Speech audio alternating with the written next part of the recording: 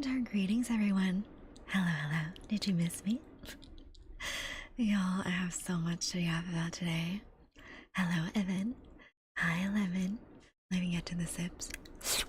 Thank you for daily sip, Chaotic. Thank you for daily sip, Evan.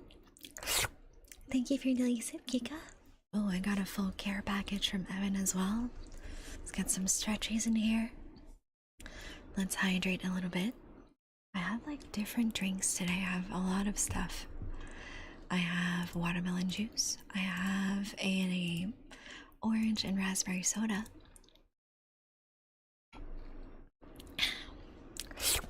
Thank you for daily sip, Lemon. Thank you for daily sip, Izu. Thank you for daily sip, Lena. Thanks for daily sip, Taco. Thanks for daily sip, Verse. Thanks for daily sip, Mel. So many of you guys today. Ruin me, mommy. I mean, ma'am. I mean, lady. I mean, yay, ASMR. Damn. Nice. Hell yeah. Hi, Nix. Welcome in. Thanks for the lurk. Hello, Kika. Hi, Soup. We have a 10-day watch streak for Chipman. Let's go. Gunner, thank you for your daily sip. Thank you for the lurk, Izu. Hi, Cyan Chat. Hell yeah. The music is so fake. How dare you lurk? Yeah. It has been 84 years. Hi, Nix. I need some sauce for that starting soon music. I basically looked on Google for some royalty-free music that is free to use, and I browsed a ton of different composers, and I found this one. It was really hard to find something made by a real person. So much AI slop everywhere. Anyways. Lena, 51% drain with just a single sip. Let's go. Hi, chaotic. What a cute wave and lurk.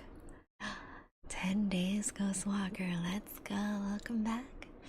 Hi, Deacon. How are you? I'm doing great. I had such an eventful weekend.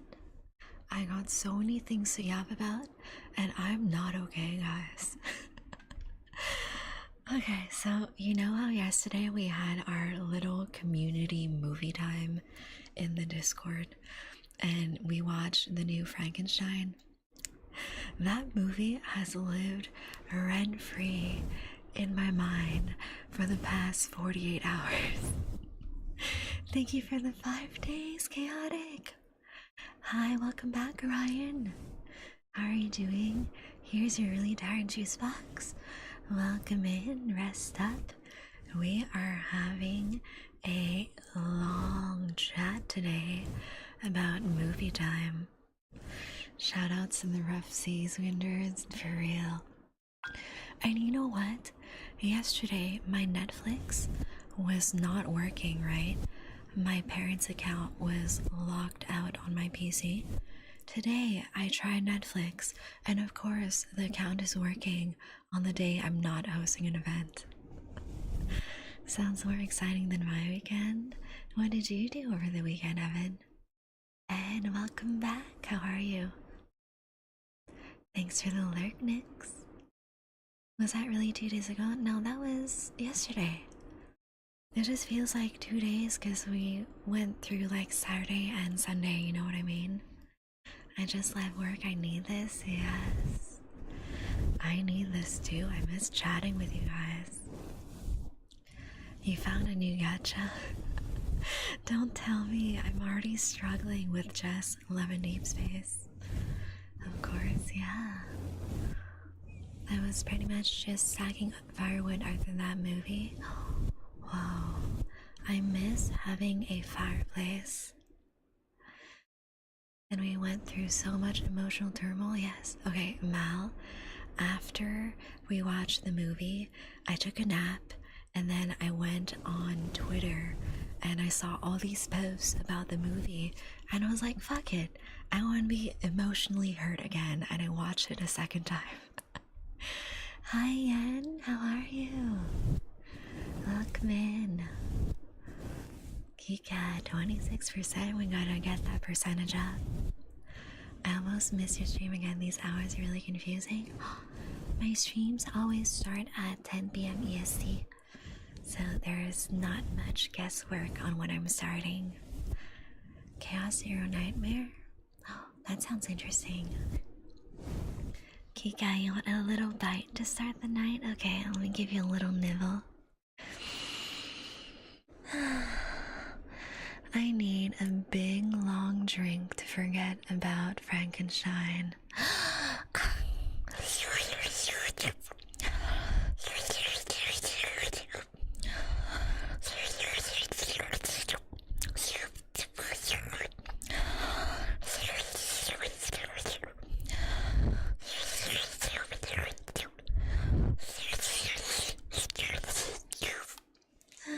Thank you so much for Let's Sacrifice, Kika. I always appreciate it. Oh my god, you're crazy. I can't help it. I have an obsession with dark, gothic horror movies with underlying like romance and tragedy themes. Join me, I can't. Nice. I am preoccupied with Honkai Star Rail and 11 Deep Space. Today I watched A Man Called Otto and it broke me too. I haven't watched that one. I've been watching dark gothic romance horrors all day. 90% drained from one sip. Yes, really. And here the stream started at midnight. Oh, witching hour. I like that. I'm not that small. I just take really, really, really big sips, Evan. Amazing. Thank you. You're welcome. 39%. That's not too bad, but we can get more blood, don't you agree, Verse? Timo, welcome back. It's been a while. I can't believe my blood has come back faster than I can make you drink it. What is this? Maybe you're just really hydrated, Verse. Did you want Nosferatu? Not recently, but I have watched that 3 times. It's such a good movie. Yes, we saw Frankenstein yesterday in our Discord. I was hosting a watch party for everyone. It was so sad, guys. I'm never going to emotionally recover. Like, everything from how the director chose to film the scenes, to the costumes, to just that dark gothic vibe of the entire movie. Holy shit. I'm so sad I miss it. You missed such a good movie, Verse. It was amazing. And you know, I was kind of annoyed when I went on Twitter and there were so many haters. I'm like, you guys cannot enjoy nice things in life, can you? You gotta be a Debbie Downer, because that was a wonderful movie. Oh, you watch the backstage stuff too? I didn't watch the backstage. I found it really, really good. Like, overall, I enjoy movies that, like, make you feel something, you know? Like, any movie that can get you feeling high emotions, like compassion, empathy, anger, all that, like, that's my type of shit. I find the internet, especially Twitter and Reddit, super nitpicky. Yeah, I found that too, and I'm like, my guys, this is a wonderful movie. If y'all didn't like it because it was not exactly like the book, go read the book. The book exists for a reason. Go read it. Let people enjoy things. But yeah, I am obsessed with how beautifully filmed that entire movie was. And Mia Goth, my god, Mia Goth, she has my heart. She is such a great actor, and how all the outfits and the makeup really brought her character together. 10 out of 10.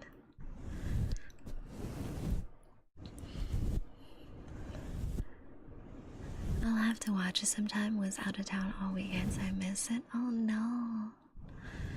We'll definitely do more movie nights. Today I watched The Invitation. That one I quite enjoyed, but I feel that the ending was a little... how do I word this? It was a little cliche, I suppose. And personally, if I was Evie, I would have taken the deal, not gonna lie.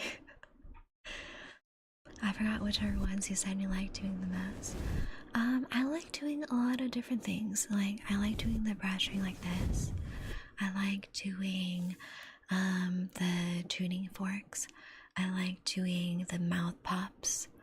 I like doing the little scratches, like on wood or on a book. I like a lot of different stuff. Like, for me, my favorite kind of ASMR is anything with crunchy noises. Lavos, welcome in. How are you today? We are chatting about movies today and how I am an emotional wreck after Frankenstein. Thank you for the 5 days, Lavos. To give you an idea, the toaster on the cliff was a 3D printed 1.4 scales used for air shots, and the ship scene were filmed in a parking lot in an actual boat. Yeah, I heard that the ship was an actual ship. Unicorn, hello, hello. How are you? Let me give you a shout out. If y'all can give Unicorn a shout out, they are a fellow VTuber and they're super sweet. And please go check them out. Mic scratching? Okay, let me do that. Welcome back, Plague. Nice to see you again.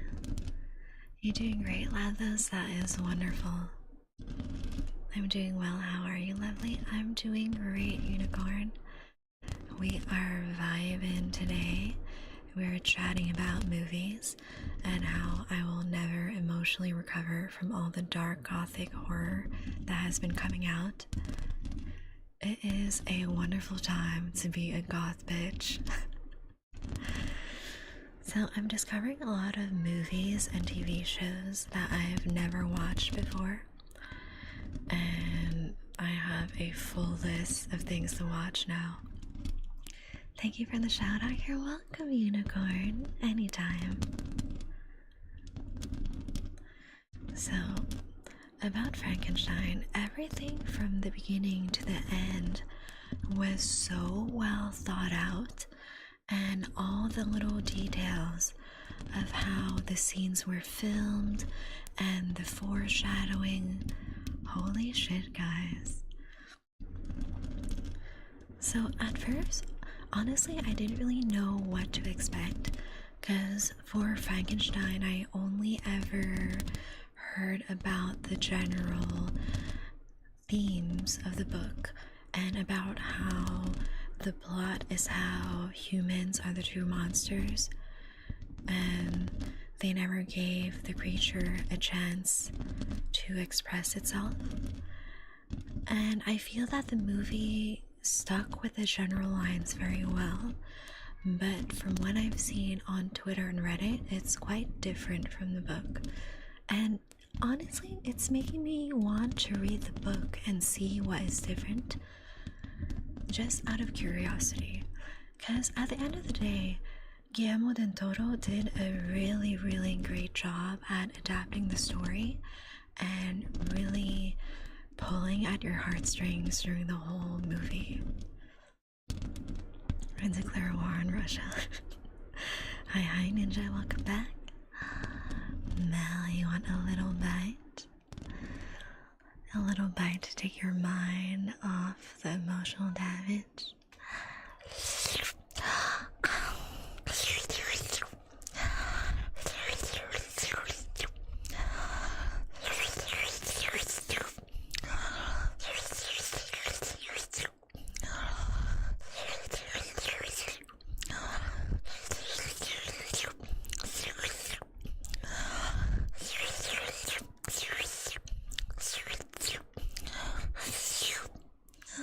Mel, thank you so much for your blood sacrifice. Always appreciate it. Hello, Rach. How are you? Welcome to chat. Thank you for your daily sips. I know. Welcome back.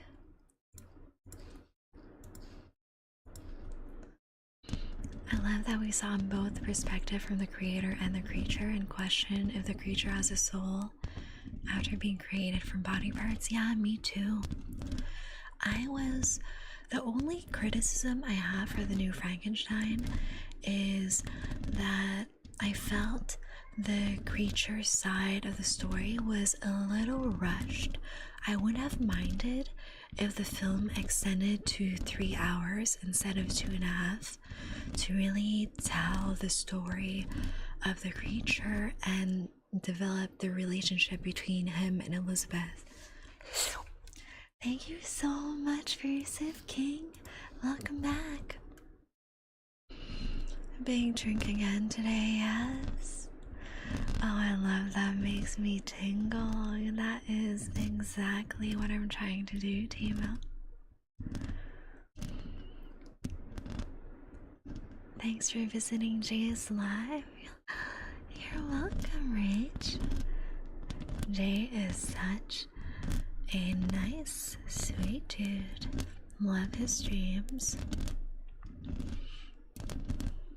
I always try to drop a lurk when I can.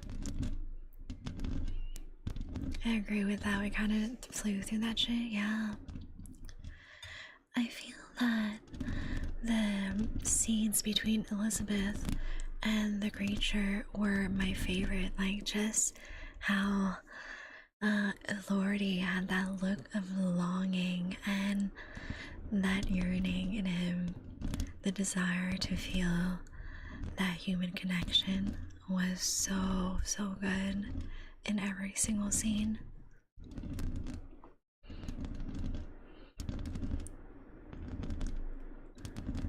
It just made me so upset when they reunited. Welcome, welcome, welcome, welcome, welcome, welcome, welcome. Thank you so much for the follow, Loki. You're now my sweet juice box. Just everything about how the lighting was set in their first meeting and the costumes and just the general vibe of it was so good, guys. Welcome, welcome, welcome, welcome, welcome, welcome, welcome. Thank you so much for the follow, Rach. You're now my sweet juice box. From what I heard, the original book is told from the perspective of the captain, yeah. I feel we get a little bit of that because you arrive on the ship and Victor is telling the story to the captain. So I find that it's kind of how the captain interprets the story. That's how we see it. Hi, Haku. Welcome in. How are you today?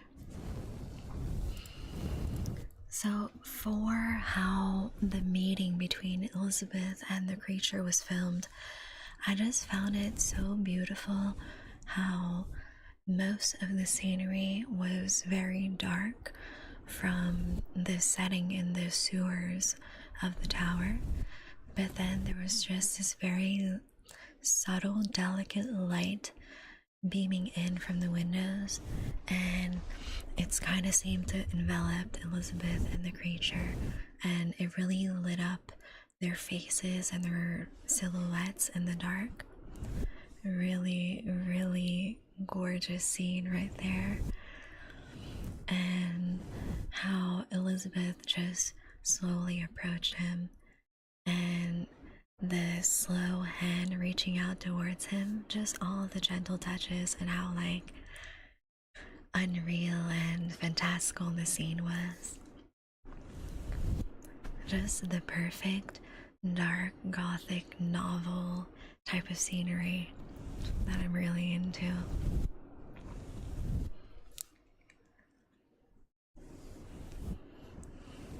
The brother of Victor in the books is never mentioned again, only shows up as a kid. And Elizabeth was supposed to be Victor's wife. I feel that having the brother be more present in the movie was a tool to show Victor's descent into madness and how he was perceiving the people around him as tools to help him with his objective instead of people to create bonds and relationships with. I just wish we got more scenes between the creature and Elizabeth. Yeah, me too.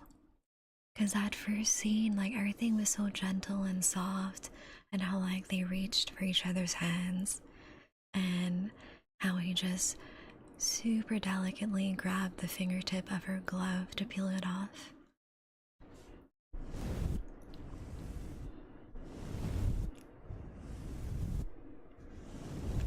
And I really liked how that is kind of his first interaction with someone that was kind and gentle to him and wasn't trying to get something out of him. I feel that the relationship between Victor and the creature was just incredibly sad. I think the whole dynamic between Victor and the creature is what made me want to rewatch the film a second time yesterday, because I just couldn't grasp how someone can be so, what's the word for it? Antisocial? Lack of empathy? I don't know. It's just so mind-boggling how Victor could have so little consideration for the creature.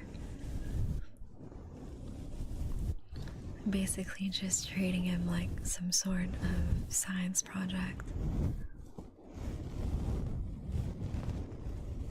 And I really liked how Elizabeth, her first instinct was to ask who hurt the creature when she saw his injuries.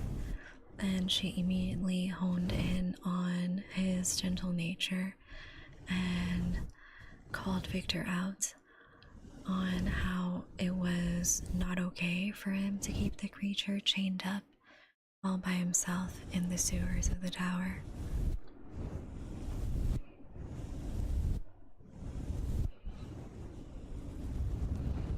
I could honestly watch an entire movie just about the creature and Elizabeth, because I feel that his gentle nature could have been developed and touched upon much more if he had someone like Elizabeth caring for him instead of Victor.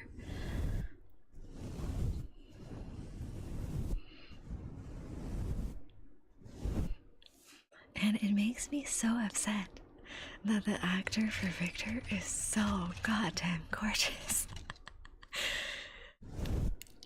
Like, why do you have to be so pretty and play such an asshole character?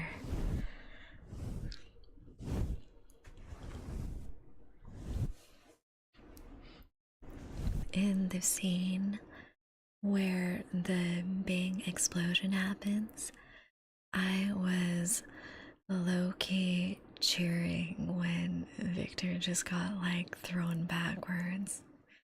Hi, NGX. Welcome in, how are you? What I love the most is how Victor introduces his idea of reviving a corpse. In the academy, it felt so realistic. Makes me wonder if someone actually tried to do that IRL. What would the world think about that? Honestly, I don't think that type of experiment would ever be accepted, because I feel that across most cultures that would be seen as something pretty disrespectful to do. I don't think a lot of people would allow that to happen. Hi Chris, thank you for the stretchies.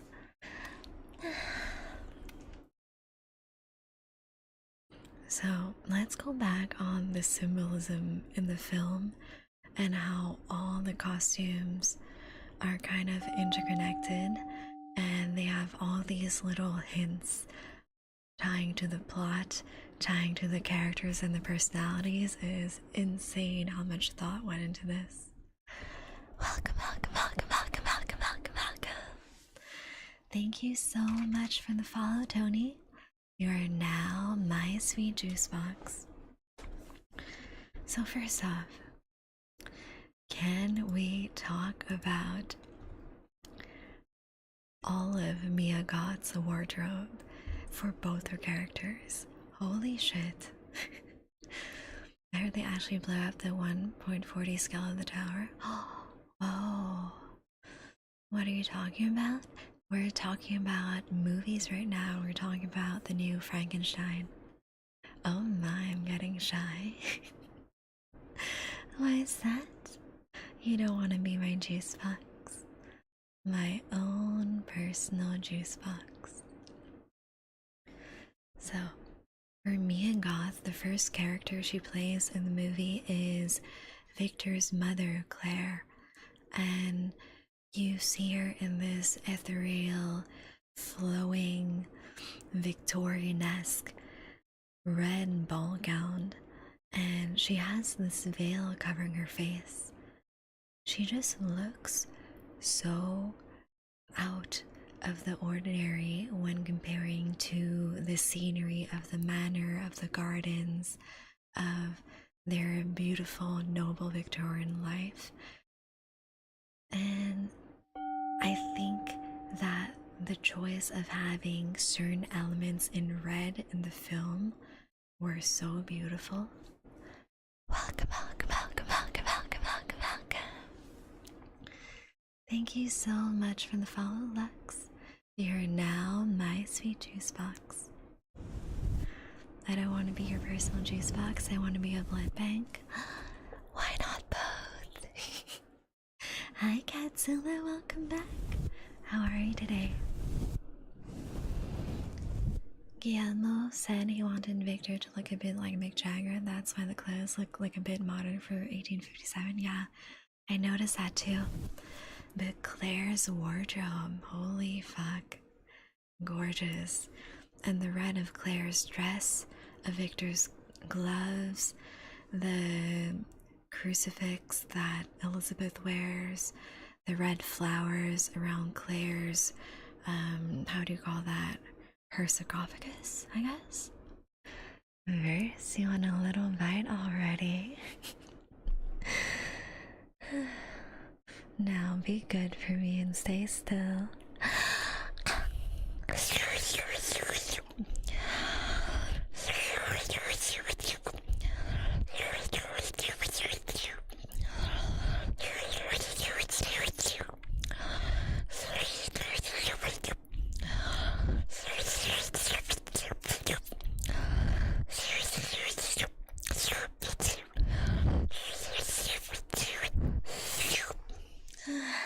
Thank you so much for your blood sacrifice, First. I always appreciate it. I have a giant Frankenstein duck plush sitting next to me. That is so cute. I love that. How was your day? It was dark and gothic and fucking wonderful. I've been watching so much gothic horror all day, and Frankenstein just lives rent-free in my mind, guys. I just don't know how to respond. Am I making you blush? I did warn you that I would ruin you, didn't I? Oh yeah, that's the stuff. What do you think of Harlan? Was that his name? Oh, it was Harlander, right? Her Harlander. I think that all in all, he was your stereotypical noble that has no respect for other people and kind of wants to use his finances as his bargaining chip for everything. He thinks that his title and his money can solve every single problem that he faces, and honestly, he is a pretty gross character. I feel he's impulsive, he's a liar, manipulative,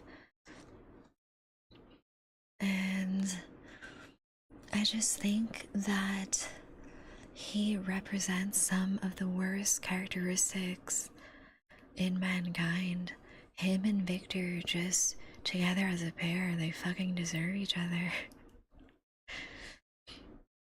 Man, I don't know what it is, but something about your voice is way more relaxing than anything else. Deadass, the only person that can help me sleep is you.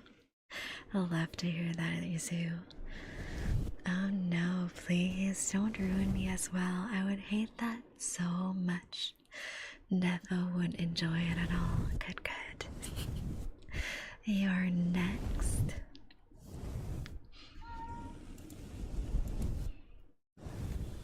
So, for all the wardrobe and the symbolism, guys, I love how for Mia's characters, all of them had some sort of head accessory or a veil to hide their face, to frame their face, and it kind of gave me the feeling that they were all bundled up and wrapped up as if they were this precious, delicate treasure that had to be taken care of. And it kind of plays into the symbolism that Claire and Elizabeth as women of the time did not have much choice or say in their lives. They didn't have much power in what decisions they could or could not take. It kind of ties in also with the butterfly that they imprisoned in that little lamp. There's just so many recurring themes all over the movie, and Guillermo del Toro is just a fucking artistic genius. I don't know what else to say. I think it's a bit tragic since he was dying of syphilis, looking at living forever instead of suffering a horrible death.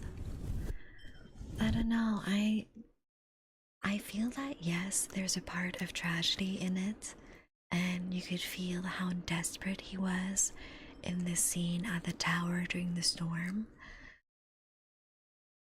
But at the same time, I think that's what I like about these gothic novels and films. It's that not everything is black and white. There's a lot of gray zone in the morality, and there's this contrast between what is so dark and morbid and things that are so gentle and beautiful and innocent, you know?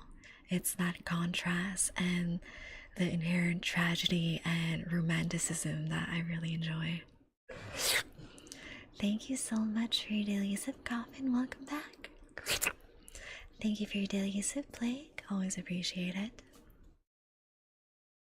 There's a lot of black and white and gothic movies, yeah. You know what I mean. I mean morality-wise. Thank you for the head patties, Ghostwalker.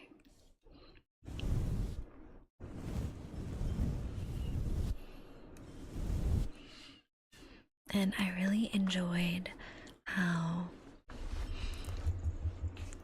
the creature, there's this gray morality about him as well. Even though in his eyes there's so much longing and desire to be accepted and desire to be loved, there's still the side of him that reacts to the violence in the world with anger and rage. There's just a darkly beautiful duality in so many characters. I kind of wish that they played a little more of that duality in Victor, because I heard from comments that in the book Victor was significantly younger when he animated the creature and brought him to life.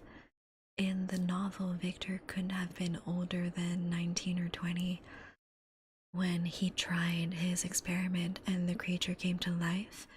Meanwhile, in the film, I would say that he's mid 30s to early 40s would be my guess. So to me, they are very different in the mental space that they're at, because I feel that in the novel, younger Victor at 19 or 20 finally realized what he had done when the creature was animated, and he was absolutely petrified by what he had done, and he completely ran away.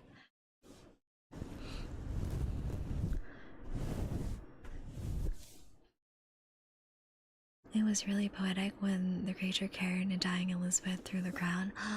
That was my favorite scene.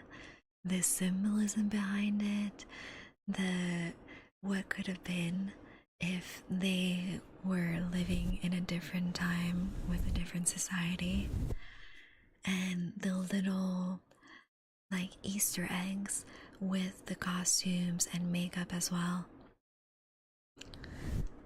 For Elizabeth's wedding dress, there was this beautiful contrast between the white fabric and the red crucifix she was wearing, and it's a little wink at the red crucifix that Claire, Victor's mother, always wore, and the white ball gown wedding dress had these long white bandages around her arms, which is a little Easter egg for a previous Frankenstein adaptation film. And for the creature, the whole bridal carry down the stairs was so symbolic and sad. I have a lot of feelings about this, guys. And for him too, the makeup team and the direction, they really did a good job of doing that little streak of white in his hair as a little throwback to prior Frankenstein films as well.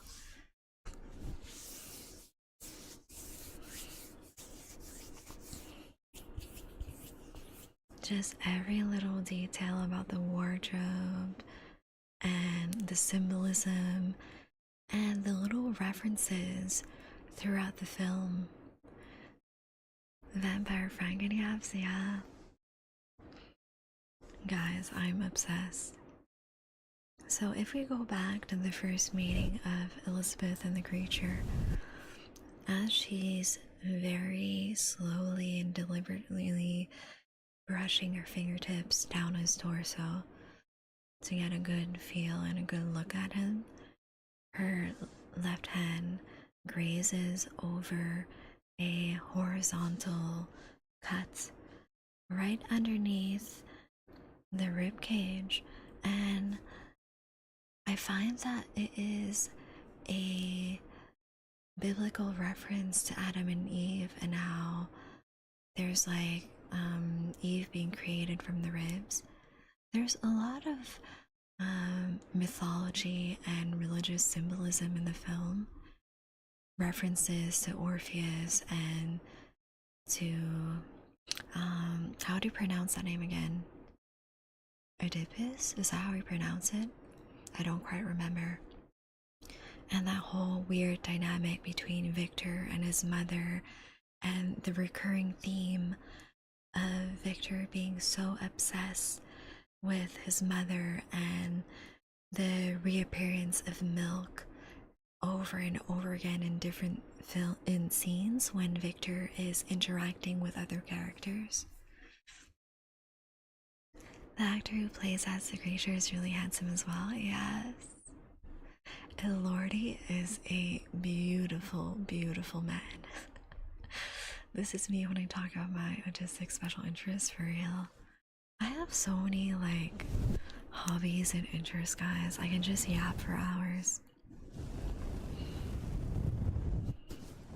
I just cannot get over all the mythological and biblical references that are packed into that movie. And it's just so fucking goth. I don't know how else to explain it. Welcome, welcome, welcome, welcome, welcome, welcome, welcome. Thank you so much for the follow, Robert. You are now my sweet juice box. And there's also references to other films as well, like to Prometheus, Shape of Water, prior Frankenstein films. Oh, I could yap for hours about this. Thank you for your daily sip, right? Welcome back. Thank you so much for your daily sip, Crackle Attack. Welcome back. I'm a little bit congested. Let me try and unclog my sinuses.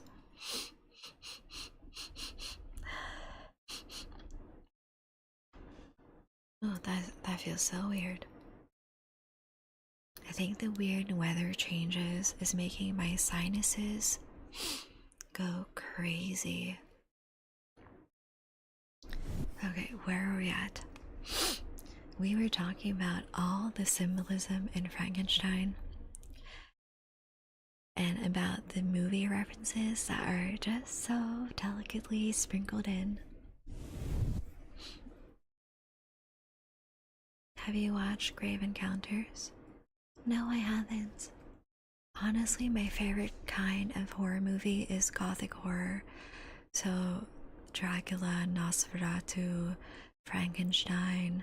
I started watching Crimson Peak, which is also in that like gothic realm that I really enjoy. A mix of the macabre and romance, and that dichotomy of dark and light, and the element of tragedy and gray morality and all of it. Let's see, what is Grave Encounters?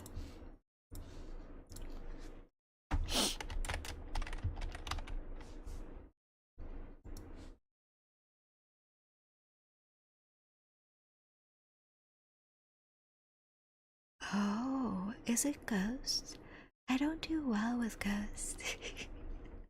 It looks a little spooky. Crimson Peak is a little spooky for me as well, but the beautiful outfits and the romantic side of it is kind of worth it.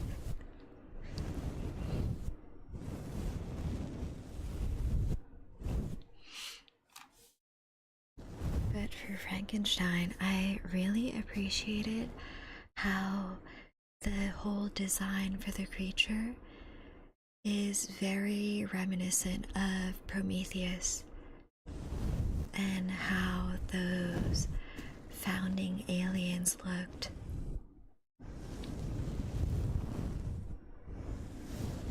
The whole otherworldly aura they have, and how they are so tall and imposing.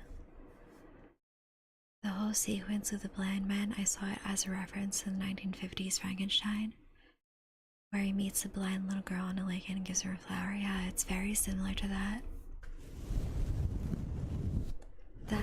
This whole sequence with the blind man made me cry as well. It was so sad. And I kind of knew where it was going with all the foreshadowing as well that the movie did.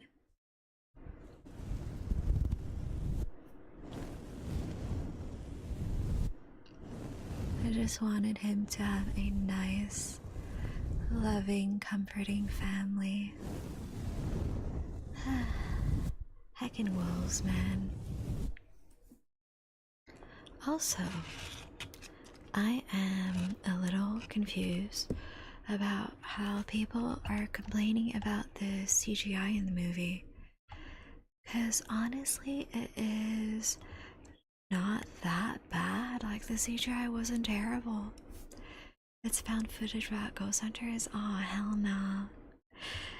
Anything with ghosts is too spooky for me. The only reason I watched Crimson Peak was because of the gothic horror romance tragedy kind of themes.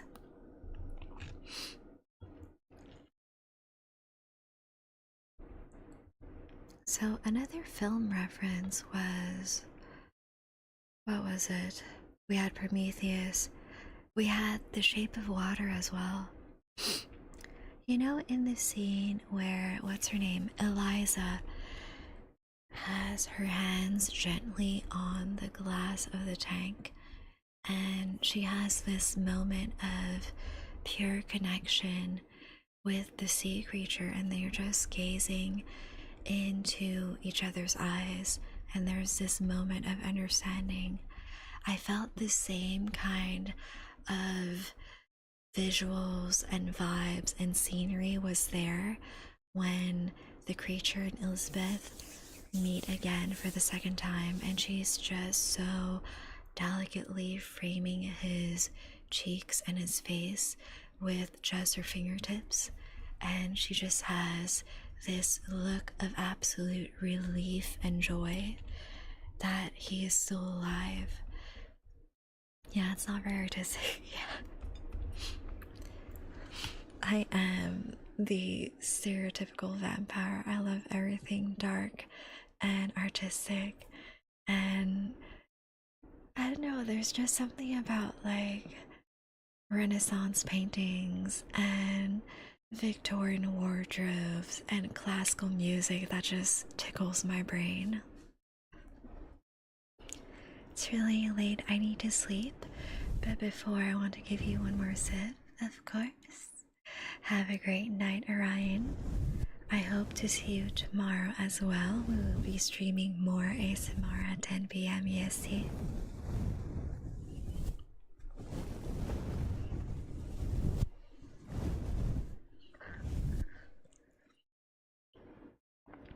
I just found it so tragic that Victor in the film was kind of portrayed as this almost one-dimensional character, I feel, where his descent into madness, there were no redeeming qualities. Hi Zenji, I'm doing great, how are you? Welcome back.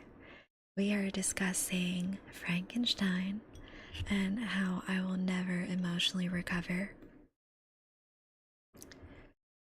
I enjoyed Victor's descent into madness, but I feel that his character would have been much more dynamic if there was that complexity between his dark descent and his core desire to conquer death because of his love for his mother.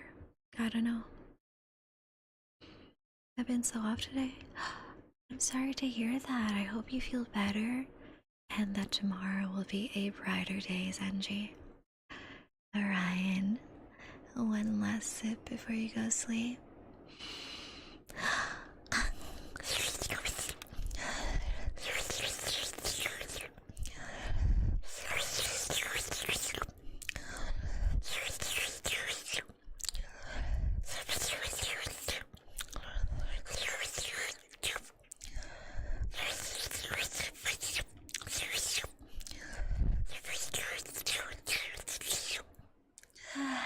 Thank you so much for your blood sacrifice, Ryan. I always appreciate it.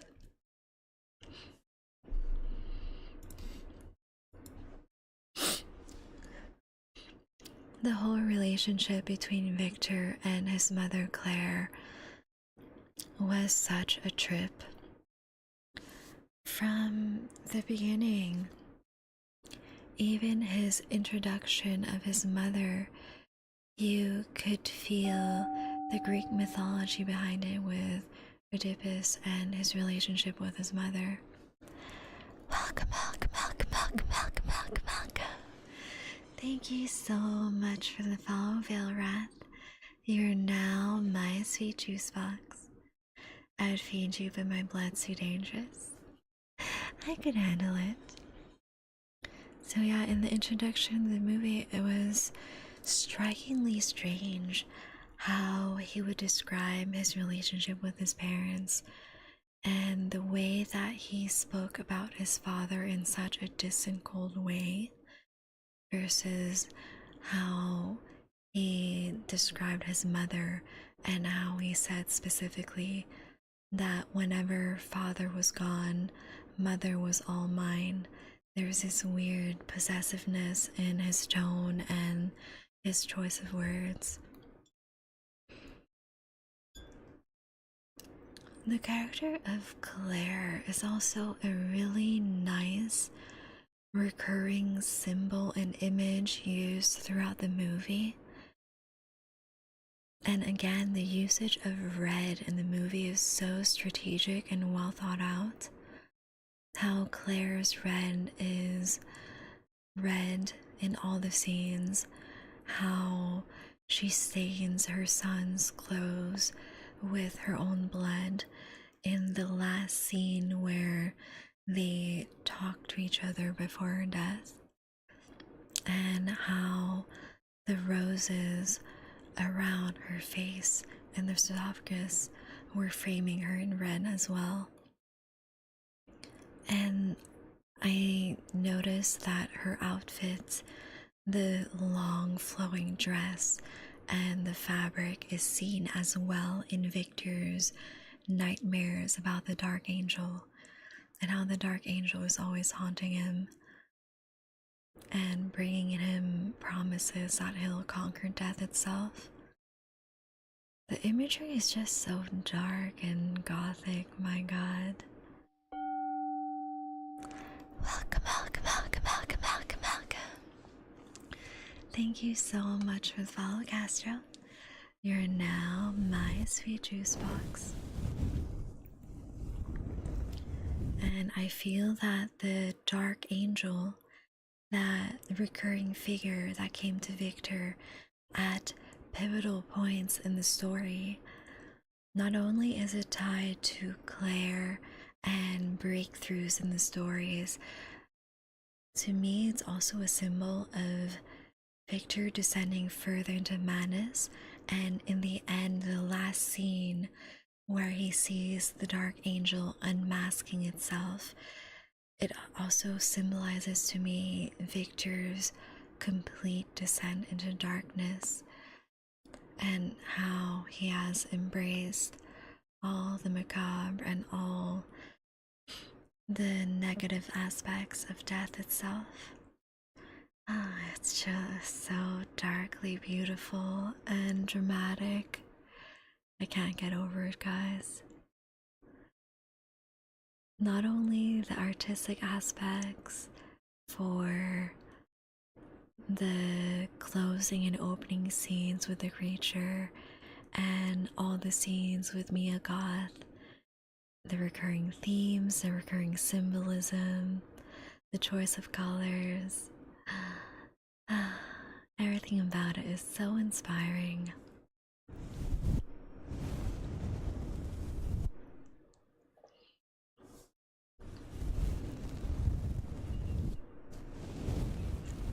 And I'm a little happy that although there is still the usual darkness and tragedy of gothic horror in the new Frankenstein, the ending was quite hopeful. And I like that there was the symbolism of the sun at the beginning and the end, and how it's also a little bit a play on words. Sun as in the star, and son as in father and son for Victor and the creature. How in the first scene, Victor calls out sun and encourages the creature to embrace the warmth of the sunlight, and it marks the beginning of their father-son relationship.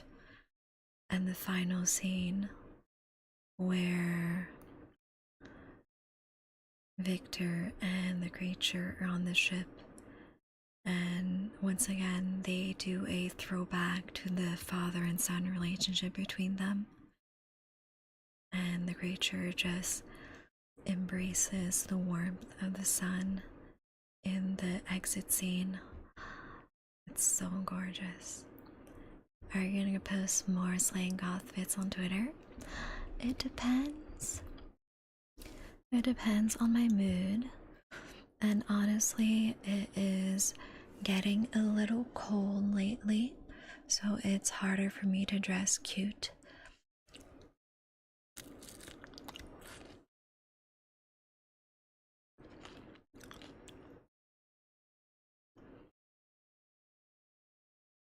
A lot of my goth outfits are more for spring, summer, and early fall.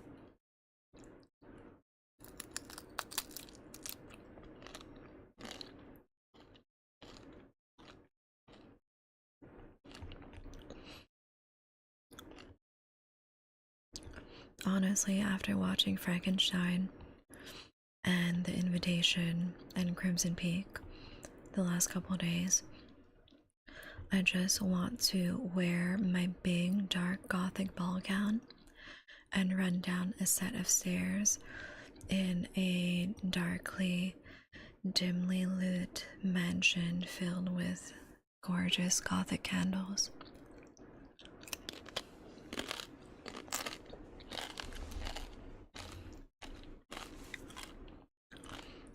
The dreaded winter months, a god's worst nightmare, for real.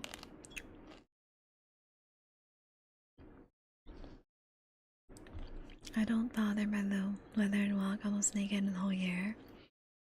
That's me when I have shorts and flip flops most of the year. I cannot do that. I'm secretly a cat, and I very much enjoy being warm.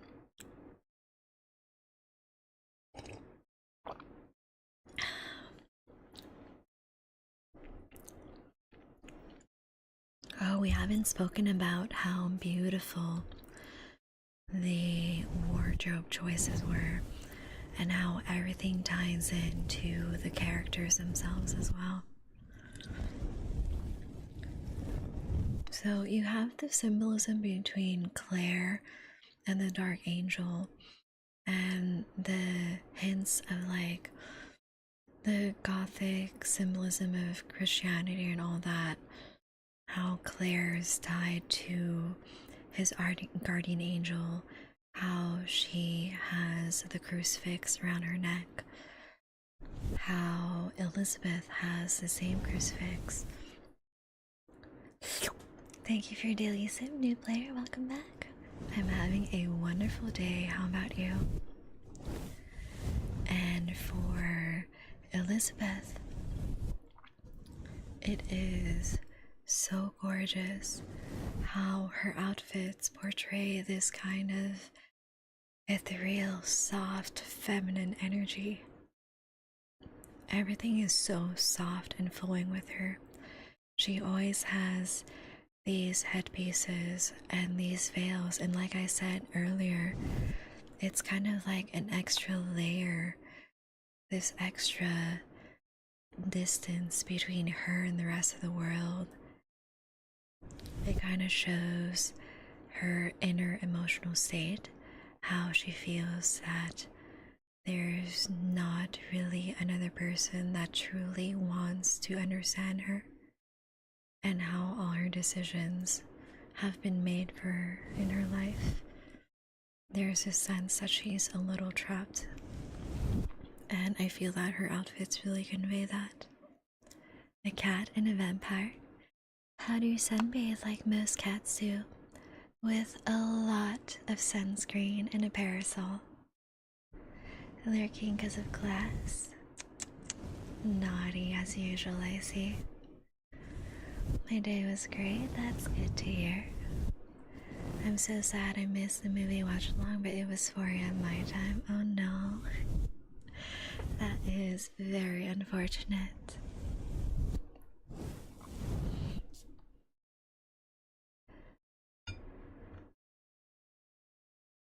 For me, I just feel that, let's see, Mia's wardrobe in general, not only did it really showcase her femininity and that gentle aura of hers, I feel that also showcased her interest in the dark and macabre. Because, for example, in the green dress that she wore when she first saw the creature, there was this beautiful detailing in the back, straight along her spine, of eyelets and ribbons, white ribbons, being laced in the back, and it looked perfectly like vertebrae in a spine, in a skeleton. And that was such a cute, tongue-in-cheek reference to how Victor figured out how to animate the creature in the first place. And the same spine symbolism is also found in the creature's cloak when he escapes the tower and finds a soldier's coat. If you look in the scenes where he's walking into the house, walking into the barn, you see along the spine there's these strange little indents all along the back that follow the vertebrae perfectly.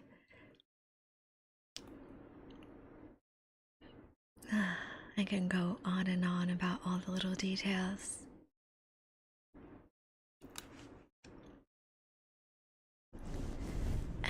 costume choices for Victor was amazing as well.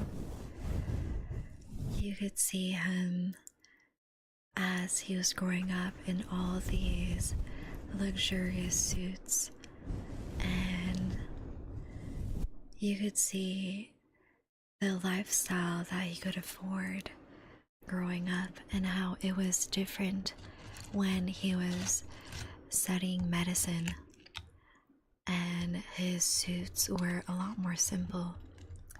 But you can notice that when he got the funding from her Harlander, that he immediately went to purchase a brand new suit. And it was so strange to see that contrast between Victor in his freshly tailored suit and the state of the city market where they were executing prisoners in the plaza in the middle of the market. Again, the whole contrast that you see in Gothic novels. Perfection.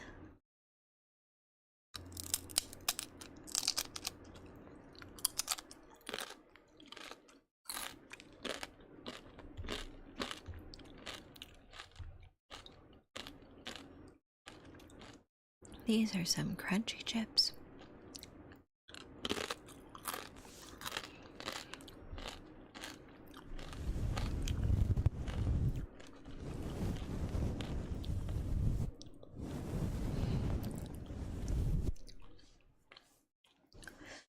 I don't know how to feel about Crimson Peaks yet. I didn't have time to finish the movie before stream ended.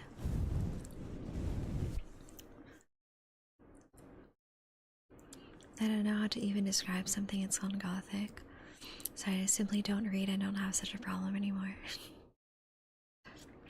I just love Gothic literature and films and the whole aesthetic. So beautiful, so dark.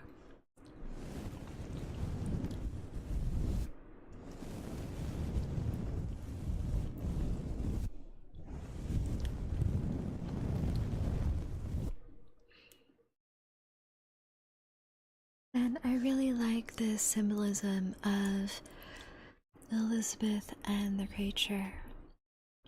The final quotes in that cave, those live in my mind rent free.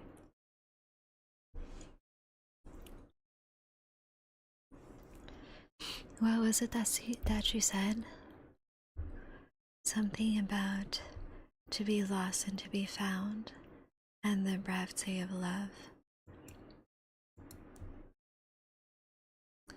And how it's better for her to fade this way with his eyes resting upon her.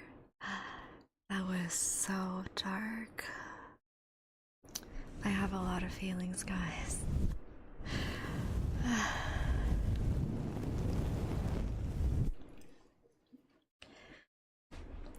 So, watching all these dark gothic horror movies has really inspired me to continue practicing my handwriting and journaling, and there's just something so romantic about handwritten letters, isn't there?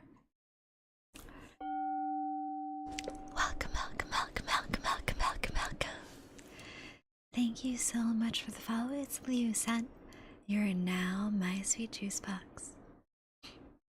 Can dudes be femgods? Yeah, why not? You can dress however you want. Do whatever pleases your heart, whatever makes you happy. Thank you for your daily sip, Liu. It's always appreciated. And honestly, I feel goth fashion is perfect to explore more feminine looks, because a lot of it is very flowy, ethereal Victorian clothing for a lot of the styles. So yeah, don't be afraid to experiment and see what kind of clothes you like.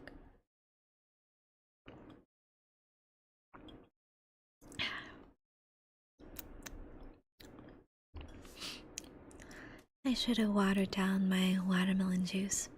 It's a little too sweet.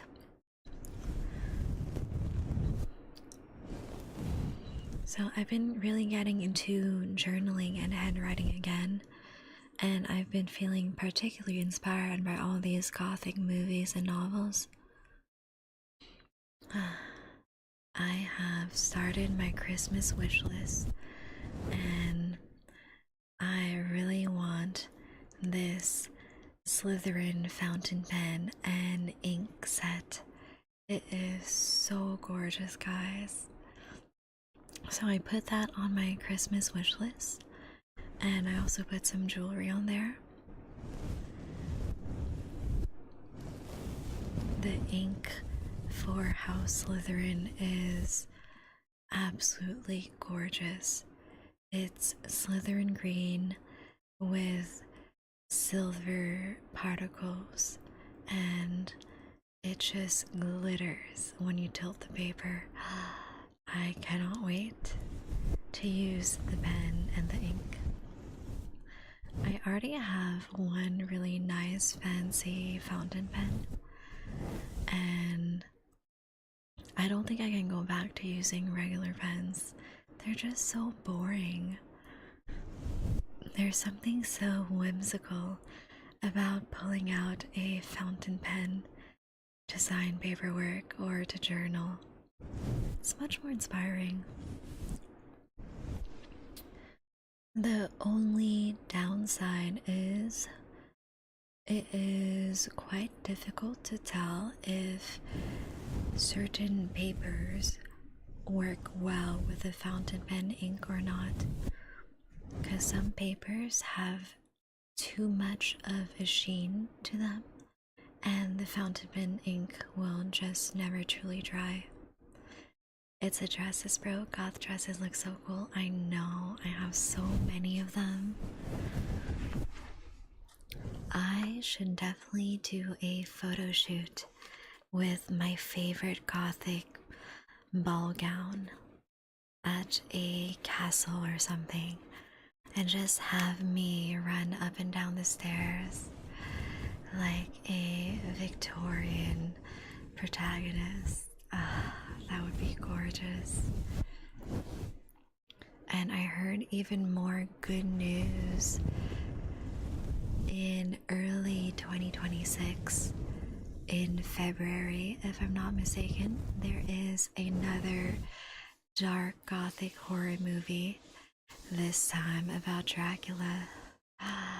What a time to be alive as a goth bitch.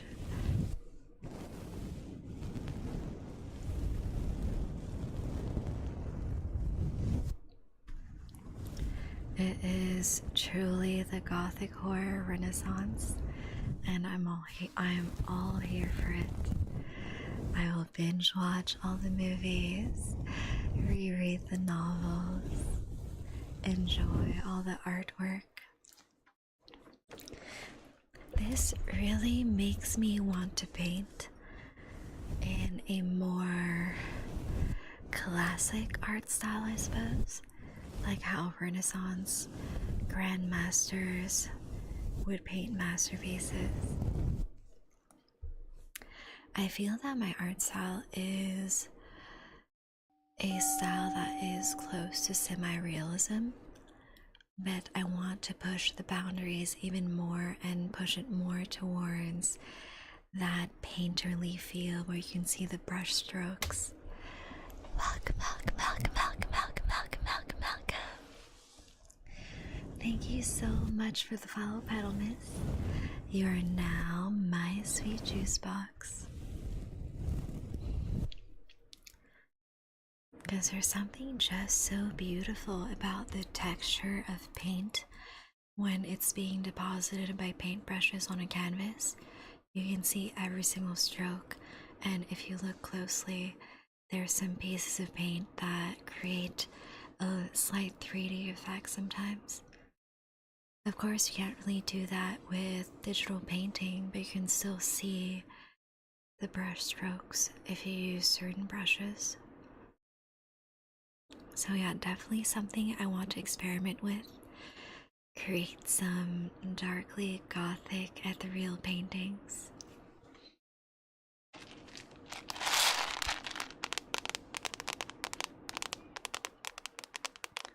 For Crimson Peak, the reason why I'm not 100% on it at the moment, it's because, as you guys know, I love horror, but I'm quite picky with my horror. Generally, everything gothic I do enjoy, but I am absolutely terrified of ghosts and demons. That is something I do not mess with, and Crimson Peaks is very heavy on the ghost. So although I love all the outfits and the romanticism and the dark mystery behind it all, the ghost appearances are terrifying in the movie. Like, sometimes I'm just barely looking behind my hands covering my eyes. Let me sit up straight for you, Nyx. Lemon, you're trying to distract me from the ghost with a little bite. That might just work.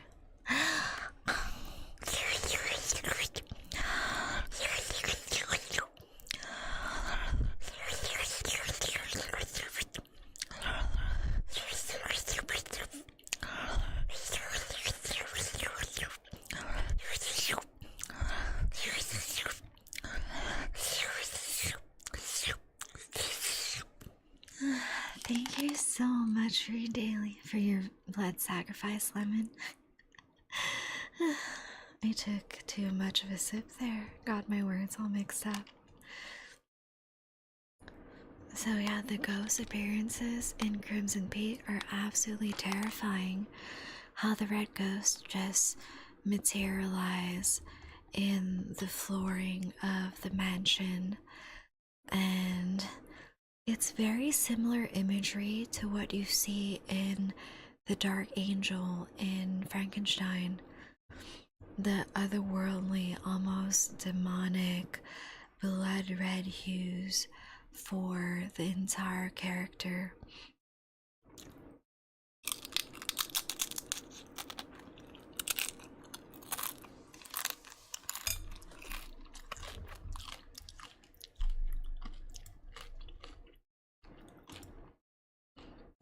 Oh, 73% trained?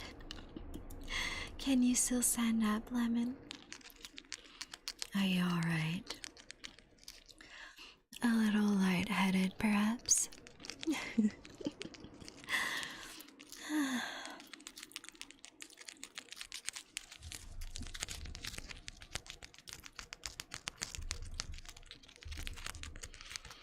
I'm just completely obsessed and enamored with all the imagery in these films.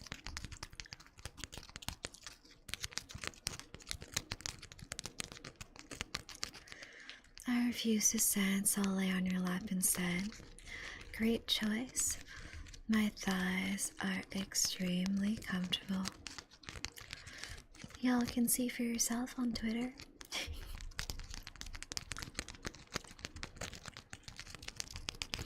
How did y'all enjoy the surprise tweet on Friday, by the way? Let me link that to y'all. Let's see.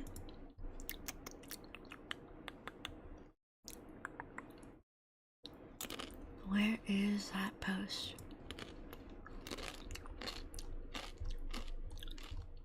There it is. Let me link that. I think all of you need a little bit of spice in your life right now. I will stand strong until December.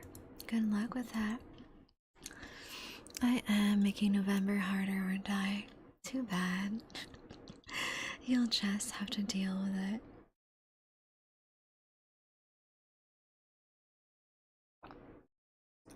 it. Okay, they do look hella comfy, of course. Would I ever lie to my sweet juice boxes?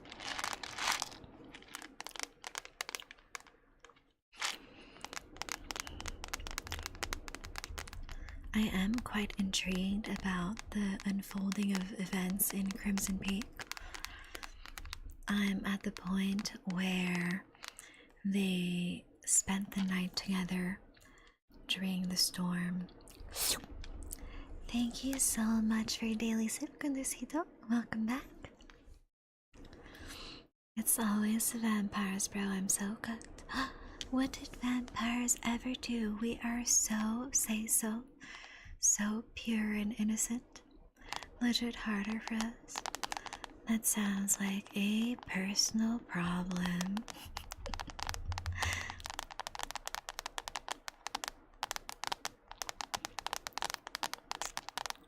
The outfits in Crimson Peak are also gorgeous. Again, with the veils and the large, poofy dresses, and a lot of symbolism with the white of the dresses as well for purity. I love when filmmakers incorporate color theory in their scenes.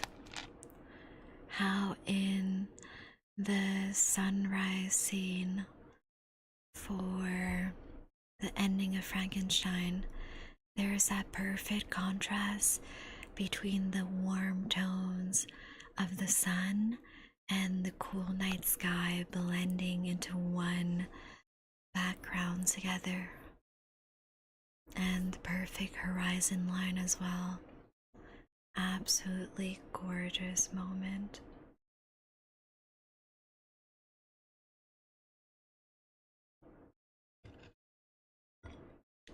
I think that all the seasons were done so beautifully in the Frankenstein film as well. You can see that they were in spring when he arrived with the family in the forest, and how the flowers were blooming, the creatures were coming out of hibernation, the berries were growing, and then the transition to fall and winter, absolutely gorgeous as well. And how winter represented a cleansing of sorts for the creature, how he learned to create bonds with others through his friendship with the old man, and how he learned that he can be accepted for who he is. It was just so cruel how the scene ended, though.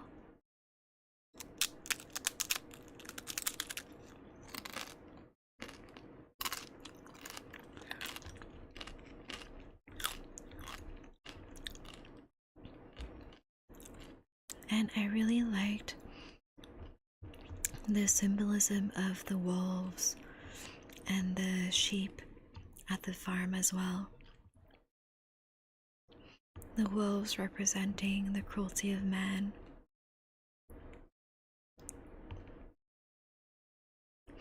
and how there is violence in the world that they live in.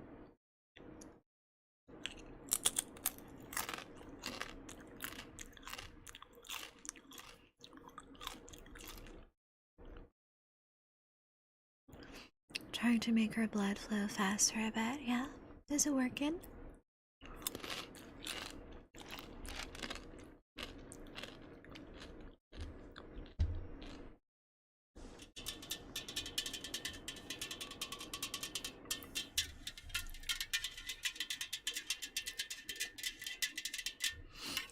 I just found it so frustrating how the creature was immediately accepted by all these different symbols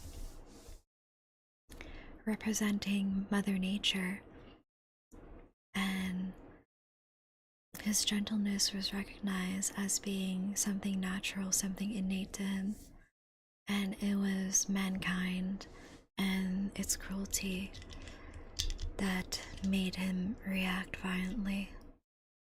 Oh my god, that makes so much sense.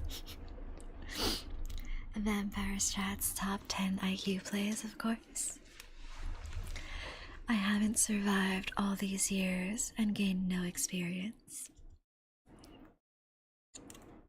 Now I have to try and open my can of soda without breaking my nails.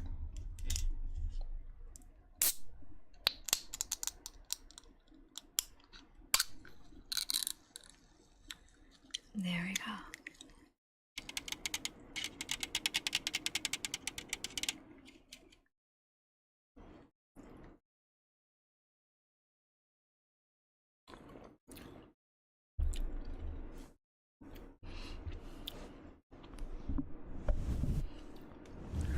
It's such a tragedy that the darkness within Victor and his cycle of abuse with his father was repeated with the creature. Don't use nail, use chat teeth.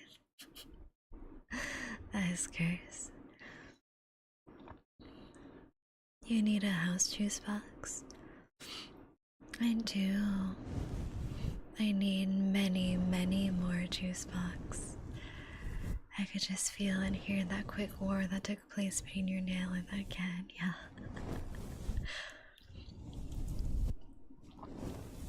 I always have to be careful to slide my thumb under the tab and not my nail so it doesn't break.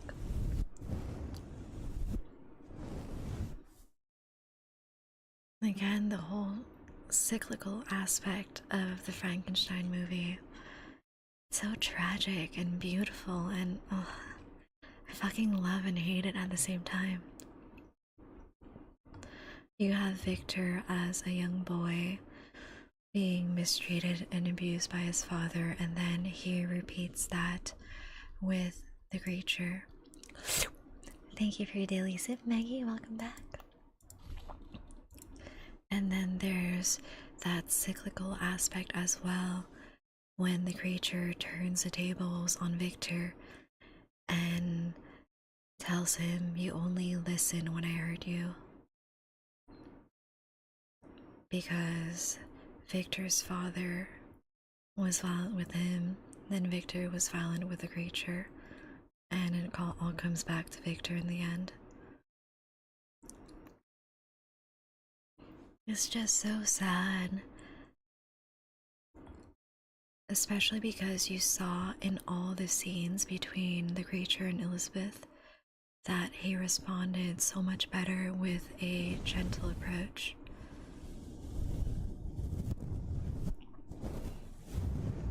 And you saw it as well with the old man.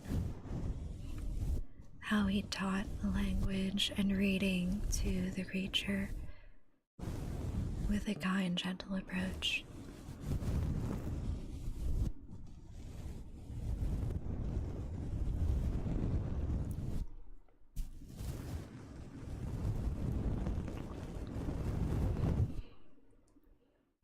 I also didn't like that Victor had no redeeming qualities. What really nailed the last nail in the coffin for me was when Victor confessed his feelings to Elizabeth, and he almost wouldn't take no for an answer.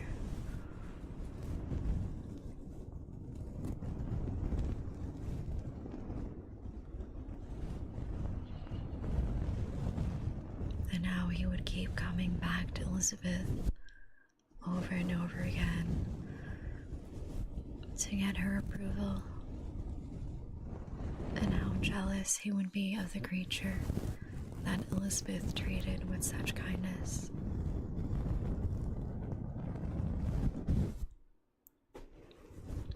To me, the whole fit of rage that he had before setting fire to the tower, it was basically because he was jealous of the bond the creature and Elizabeth had.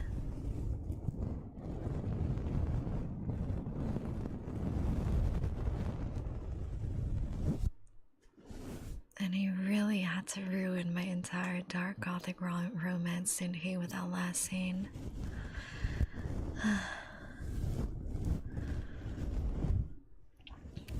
The whole tragedy of what could have been between Elizabeth and the creature It's far too much for me to take.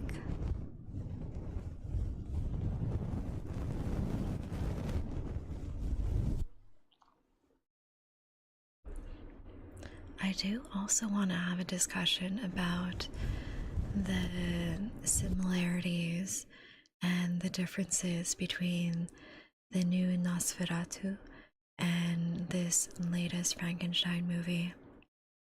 I feel that they have very similar themes in the sense that the female protagonist has this uncanny bond with a creature that everyone else deems dangerous and repulsive.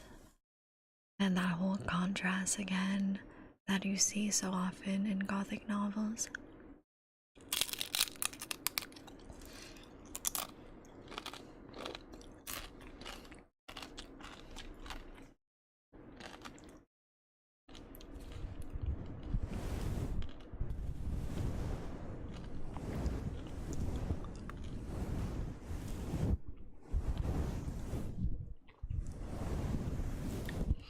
Oh, and speaking of contrast again, that first scene where Elizabeth appears on screen, it just looks like a goddamn painting.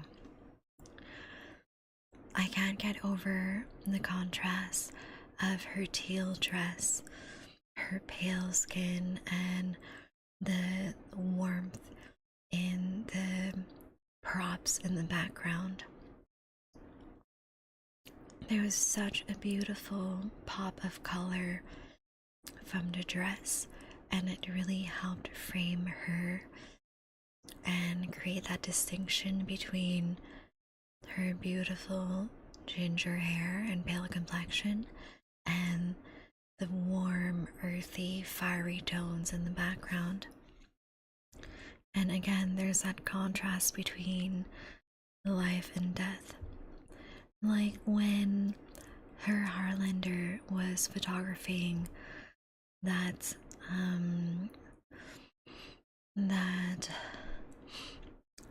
lady at the beginning of the film, when he was meeting Victor at his house, and she was holding the peach, and he was taking photographies to show, what was it? Was it Carpe Diem? Or Memento Mori, one of the two. Anyways, it's kind of in that same vein where there's this contrast between life and death and the symbolism of the peach and the bounty of life. Kuwumi, welcome back. How are you today? We are having film discussions today, discussing Frankenstein, Nosferatu, all these wonderfully dark Gothic horror films, and how I am so happy that we are in the Gothic Renaissance.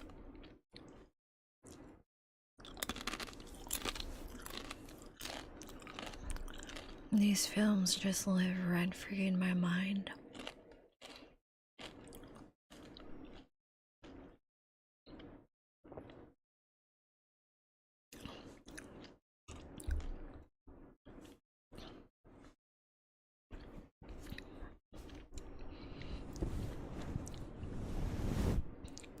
I just feel I enjoy Gothic literature so much for that element of the supernatural, like how Nosferatu is this creature of the night that defies time itself and defies death by drinking the life essence of others, or Frankenstein that creates this creature defying life and death itself,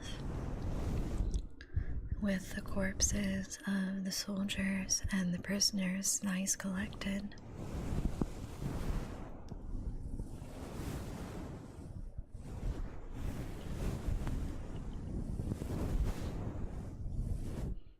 To me, what makes those novels and those films so perfect is the dark macabre and also the beauty of life at the same time.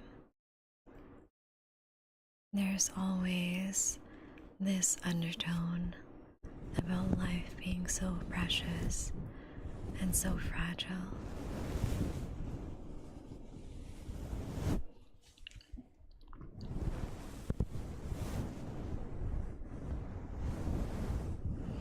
And I feel that there's been a lot of criticism, like on Twitter and Reddit. Like, I know those are very negative spaces online, but a few comments were saying that the mainstream media was not very accepting of the darker parts of Gothic literature, and I don't really feel that that's true. Because at the end of the day, Gothic literature is just this perfect combination of supernatural, the macabre, the romantic, and also there's always like this deep sexual undertone in all these movies. Like for Nosferatu and for Frankenstein, the themes of Orlok being absolutely obsessed with the main character. I can't remember the character of Lily Rose Depp's character in the film at the moment, but he was just thoroughly obsessed with her and haunting her dreams and her spirit. And then for Frankenstein, like the references to Oedipus and the relationship between Victor and his mother the whole time was just so freaky.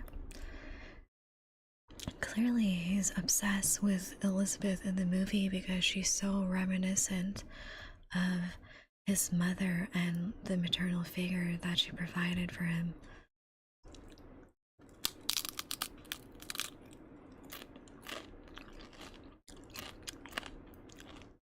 It was definitely intentional that Guillermo del Toro casted Mia Goth for both the mother and Elizabeth to play with that imagery and that Greek myth.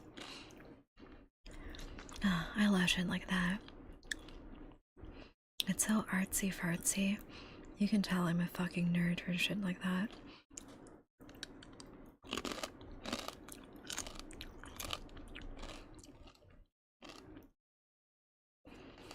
And honestly, people may have like negative comments about these films, but I feel that there's so much artistic beauty in them, and it's just important to like take these films as their own entity and not really compare them to the novels or to prior films.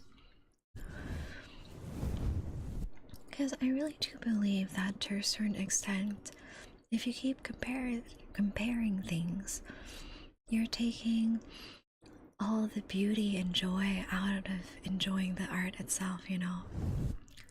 What? No, you're not a nerd about artistic goth horror movies at all. I'm just a dark, spooky bitch. What can I say? Has my model been off center this whole time? Wait a minute. This is driving me a bit nuts. Let me. Okay, I'm more centered now. There we go. I just looked over and I was not centered. It was driving me crazy.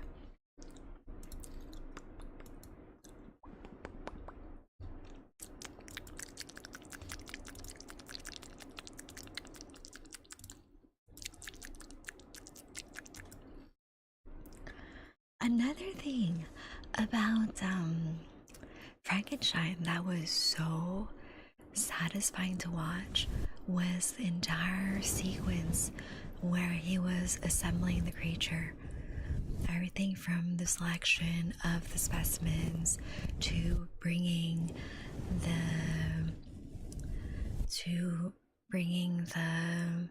materials to the lab and then assembling everything. How everything was so cold and scientific and calculated, and there was that contrast between the big dramatic classical music and him doing the most grotesque dissections. Chris, hello, hello. It's been a real long time, hasn't it? You know, I haven't seen Bigfoot in a while. I wonder what happened to him. Oh, look at that. You have a bald redeem. I wonder who requested for that to be made. I don't know. You tell me. There's a comment somewhere that I made that say I will likely not see now and now I rest. A comment. What comment? Why did you write a comment? What did you... Is it in Discord? I don't see anything in Discord.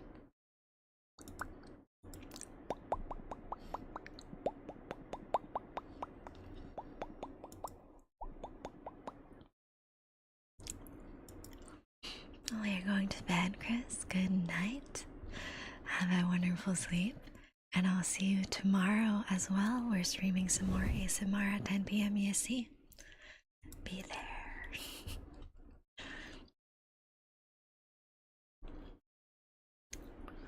You know what really wrecked me emotionally in Frankenstein?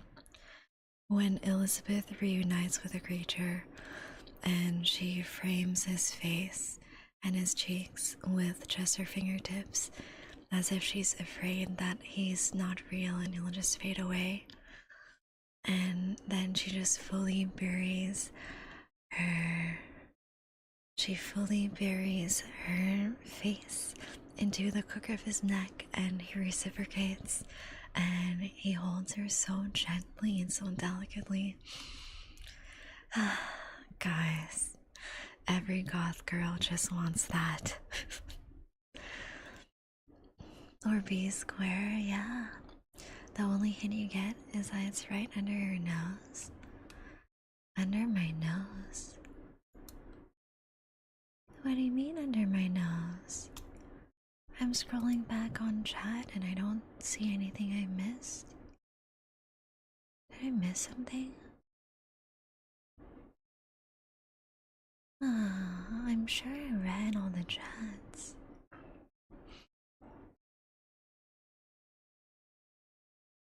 I have no idea what I missed. And I don't see anything on Twitter either. What did I miss? Not much. Just more yaps about how Frankenstein is so dark and romantic and sad, and I love and hate it so much. I have so many feelings.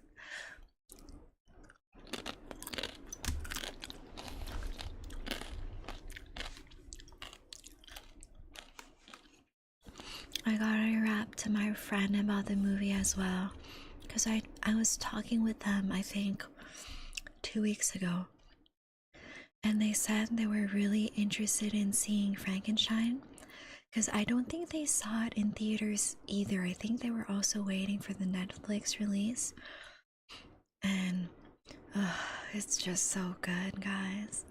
Yappy Vamp, yes, we're having a nice yappy session today with a few intermittent brushes and triggers and a few chip crunches, but mostly me being a sad goth girl about Frankenstein and how the creature only wanted love and acceptance, and for people to accept him for who he is.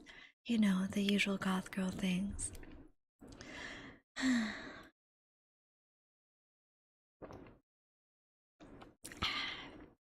Oh, this is so good. My grocery store ran out of full cases of this soda, so I just had to buy a single. So sad. Goth girl side quest, yeah, truly.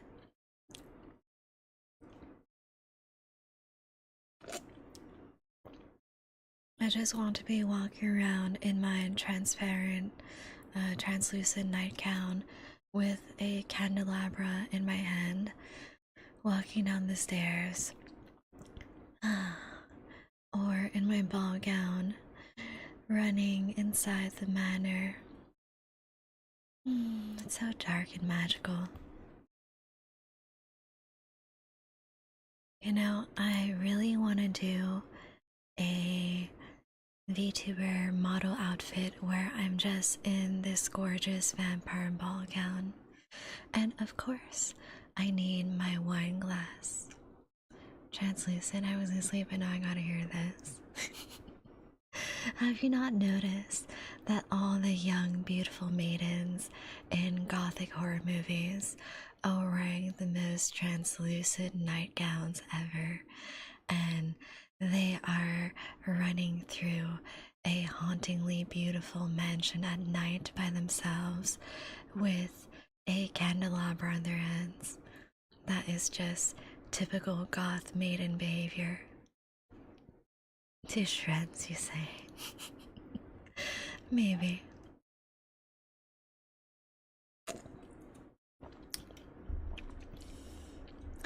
Like, I definitely see where the girlies with the Shape of Water coming from, but I'm more of a Nosferatu, Dracula, and Frankenstein's creature type of girl.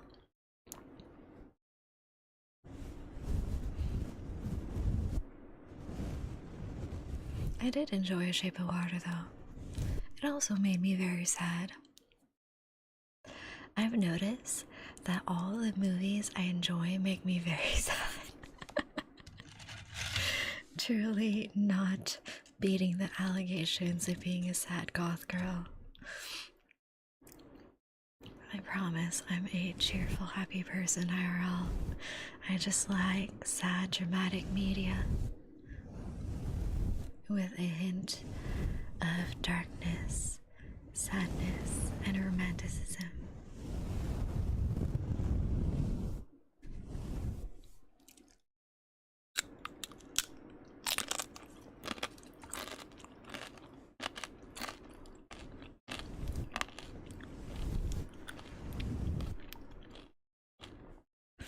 Sunday has honestly gone by so fast because of all the movies I've been watching. And I took an extra long shower because I was being a sad girl about all the sad gothic horror movies I was watching. The Invitation really wasn't bad. I found that the movie started out really strong, really leaned into the gothic themes of tragedy and darkness and romance in the opening scene, and it was all very mysterious as well. It left you wanting to see more and to understand the backstory behind the lady that you found in the first scenes. Translucent nightgown Twitter post when? That might be a little too spicy for Twitter. I might save that for whenever I have a big enough following for the Blue site. More gothic stuff is walking around in night dress with weird night hat and candles, which always means set something on fire. Yeah, perfect.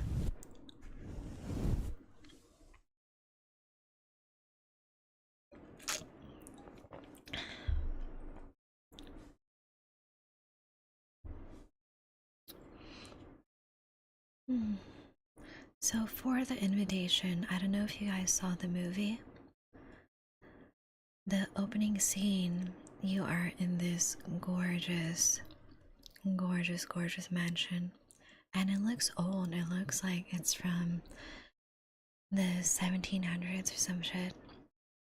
You have a butler that is begging for the mistress of the house to please eat something, and that she's growing weak, and that the entire house is worried about her.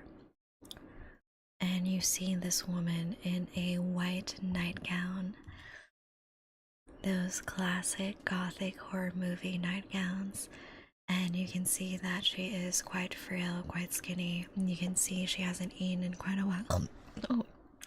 Oh my god, that was a terrible verb. That was so awkward. I guess I drank my soda too fast.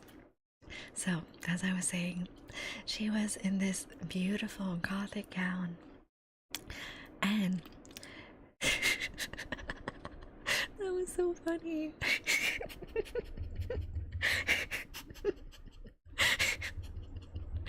Okay. That was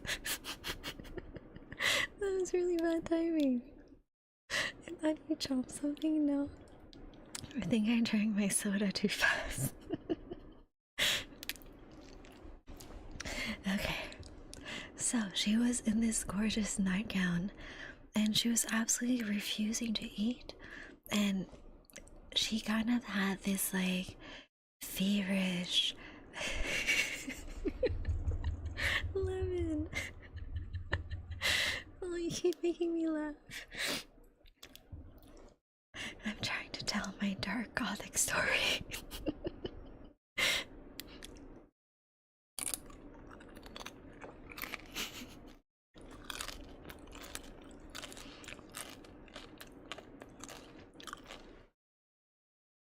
The more I look at chat, the more I want to giggle.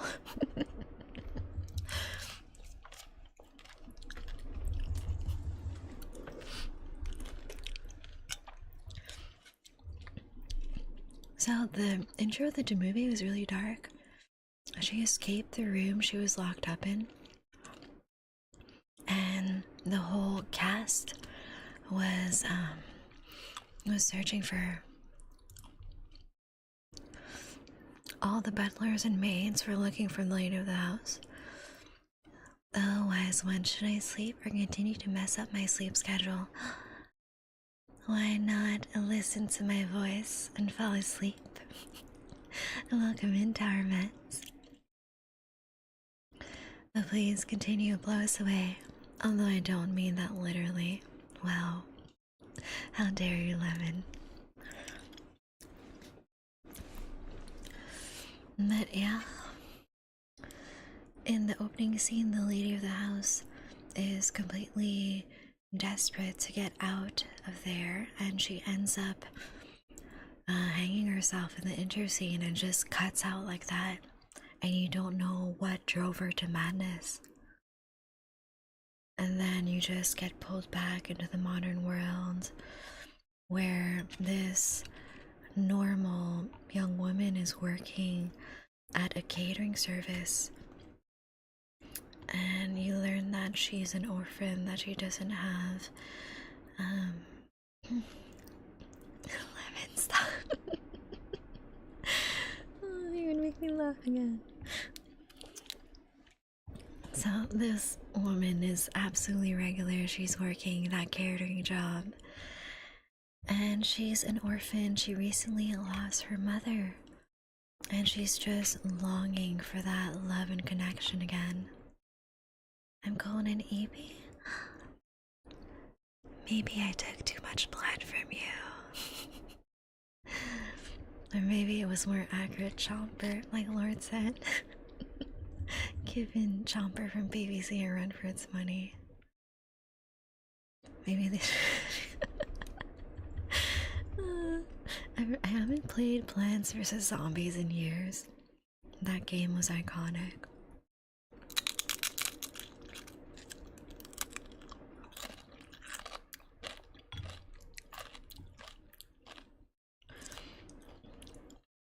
Wait, you've been getting my blood? Yeah. While you're sleeping, I sneak in a little bite. My blood is coming back far too rapidly.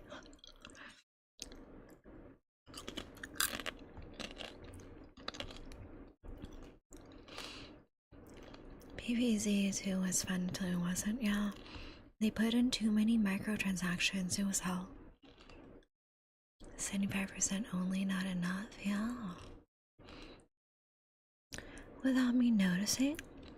Well, that was easy. All I had to do was have you look into my eyes for 1 second. And then suddenly nothing happened. You know, just normal vampire things.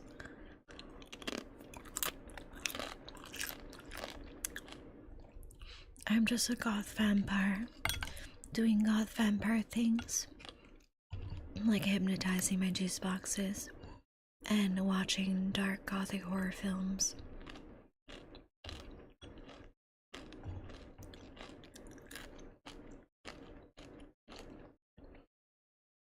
Wait, what happened, guys? I can't remember the last 5 minutes. I might have over hypnotized you. Did I turn your brain into soup? My bad. You know, that's a real problem, you know. When vampires hypnotize humans for a little too long, there's a risk that their brain just turns into soup and they don't remember anything. I did that by accident a couple times. My bad, y'all. She's just a vampire. I am just a vampire. How you get in my room, door be locked? You do realize vampires can turn into mist, right? And it isn't hard for mist to creep under the cracks of a door or into the crevices of a lock to get to the other side. As long as you drink that soup, I'm fine. Oh no, please, don't turn my brain into soup. I wouldn't enjoy that at all. Of course you wouldn't.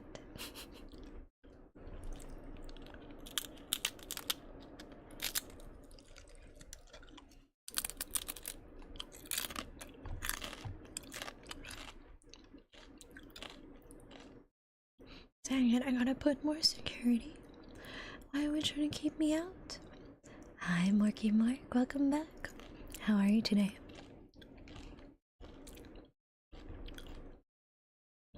We've been chatting all day about gothic horror tropes, gothic horror movies like Frankenstein, Nosferatu.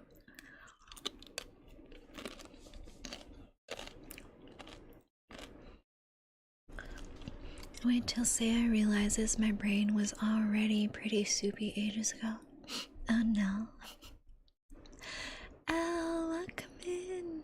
Thank you so much for dropping by. I hope you're having a wonderful evening. Knowing you, you will always find a new way, of course. You can train me anytime, and that's what I plan on doing.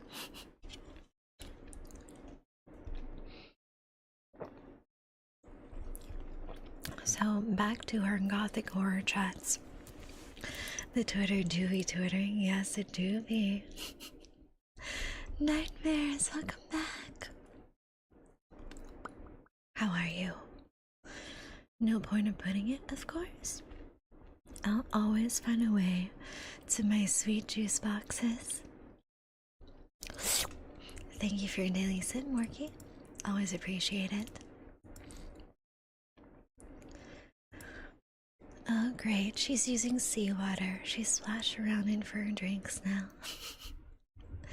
Can I at least have hot soup blood? Maybe. I do enjoy warm soup. I help anytime, of course. And I always appreciate it.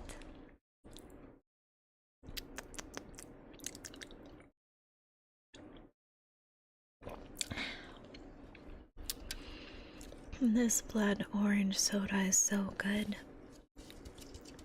I think this one and my watermelon one are my favorite. No one ever gets that reference? Oh no.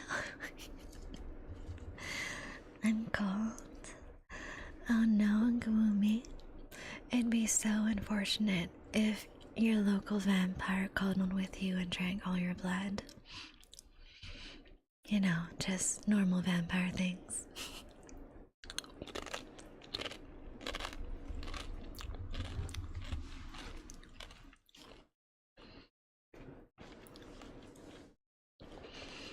Speaking of the invitation, I absolutely do not understand Evie. She had an entire future offered to her, and I don't understand how she refused it. please don't. Why not? Trade offer, I cuddle you and give me all your blood, yes? That is the best deal ever, isn't it? I am such a good business vampire. My blood is canonically Mountain Dew Baja Blast. Knifehead, I have bad news for you. That is my all-time favorite soda. That's my favorite Western soda. For my favorite Asian soda, it's Japanese melon Fanta. I'll do anything perfect. You'll do anything for your vampire queen, won't you? Stonks, yeah. Damn good deal. Would you take that deal? Of course you would. Shit. You played yourself. Of course you guys would take that deal. Don't let me down, Plague.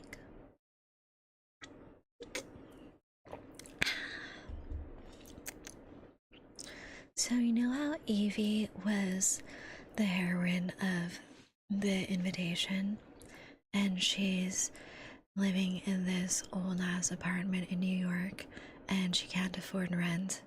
She can't afford to finish her degree, and she's just working at this catering job day in and day out. She basically gets offered a trip to England to meet her extended family. Welcome, welcome, welcome, welcome, welcome, welcome, welcome. Thank you so much for the follow, Mike. You are now my sweet juice box. We had a chance for an Inglourious Basterds moment.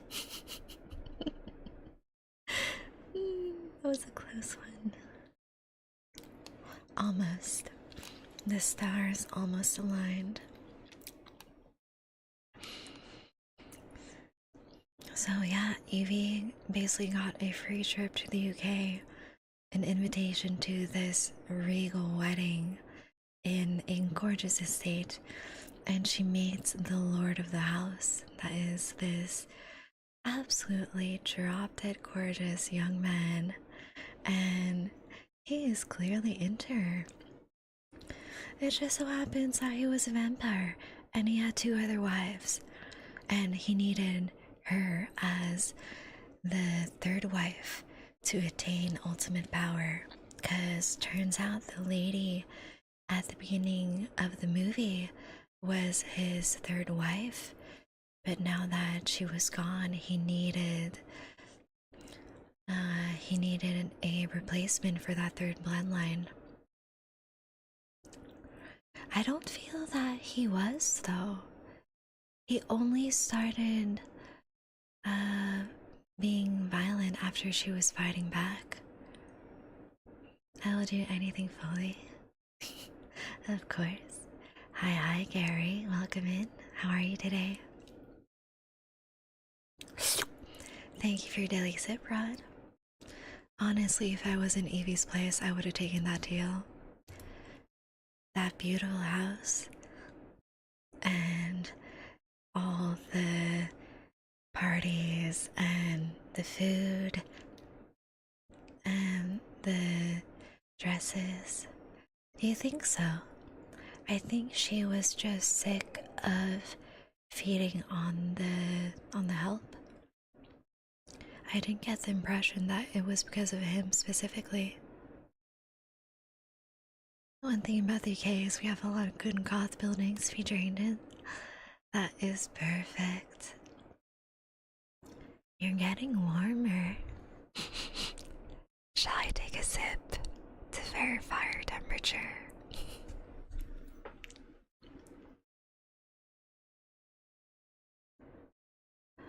Oh, the housemaid helped because he wasn't good to the last wife?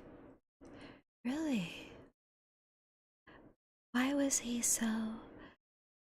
Oh, fam, I forgot to take that redeem out. Let me refund you the points. The tarot readings are on Thursdays. Let me update that. I totally forgot to remove that. There we go. fine. Take me blood. Hell yeah. So tired that Saya almost KO'd me right now. I did no such thing. I'm so innocent. Thank you for the head patties. Thank you, thank you.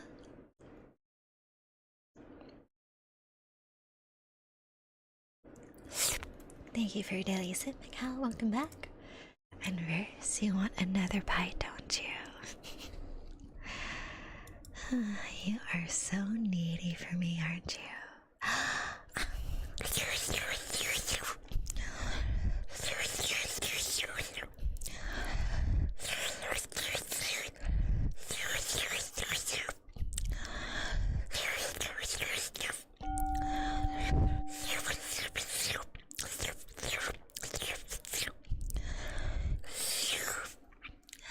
Thank you so much for your blood sacrifice first.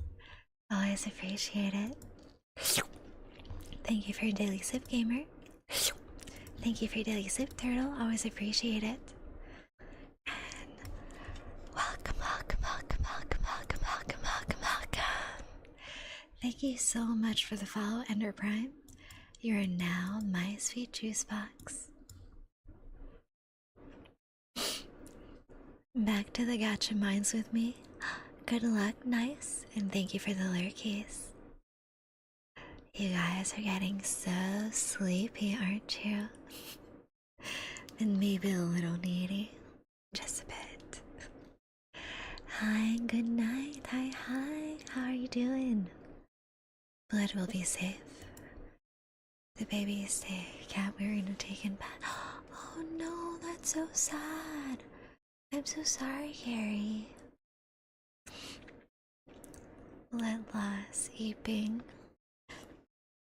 That is just what you have to get used to when you hang around in my basement with me.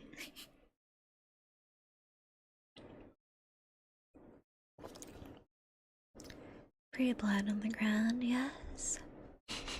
I can smell you from here. Yeah, they crossed the Rainbow Bridge with all the other pets, the doggies and kitties.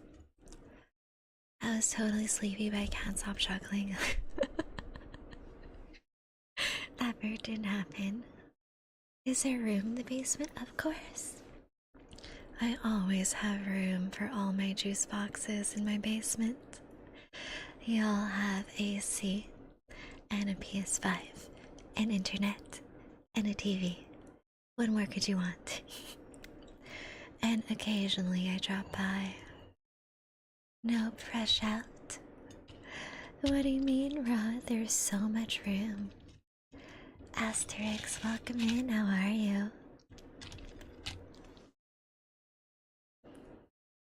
In basement, so cold, dark, humid. Nothing that scary like in the jungle. The basement isn't that cold. We have AC and heating. Well, not for me. I'm in the castle attic. Kumi, get back. Get back in the basement. Wait, I'm in juice box? Yes. I'm your local vampire queen, and all of you are my sweet juice boxes. Chill in lazy Sunday before one day of work on Monday. Lucky. As you know, I am practicing the dark arts of corporate America at a 9 to 5. Unfortunately, I'm just meant to be a spoiled vampire queen and relax in my castle with my juice boxes. And maybe work on world domination, you know, just vampire things. I'm a dragon. How did you fit me in a small box? Then again, dragons are like cats. If I fits, I sits. Well, I think we'll get along just fine. Because I love dragons and I love cats. She fits anyone somehow, yes. It's part of my secret vampire skills. Born to be a vampire, forced to clock in. The pull of the dark arts of corporate America is too strong. Wait, what? That was not your plan? What? World domination? I just want to get all the juice boxes in the world and collect your souls as well. Oh, and plus I can cast a big shadow so I can walk during the day. Nice.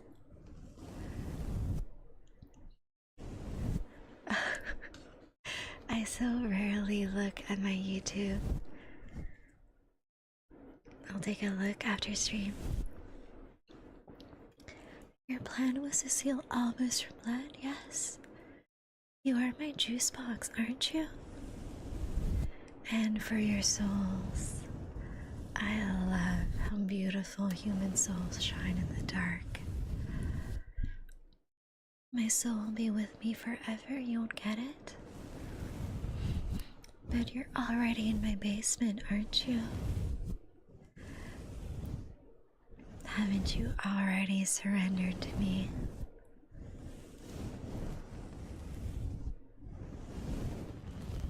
Give it back. Why would I do that?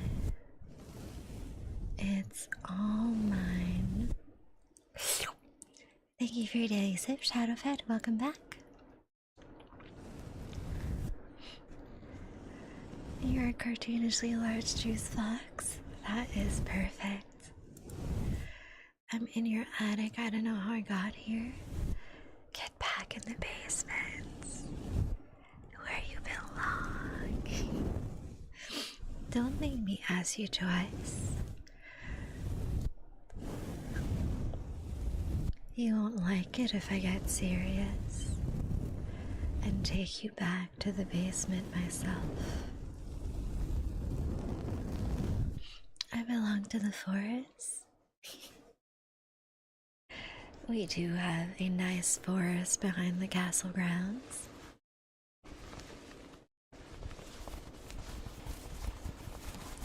We should throw a party in the basement. As long as you're not too loud. The vampire likes quiet time. Never. I want to be taken by force. How to get to the attic? That's a secret. You're trapped in the basement. Throw a party and lock the door. You forget that I can go anywhere in my castle.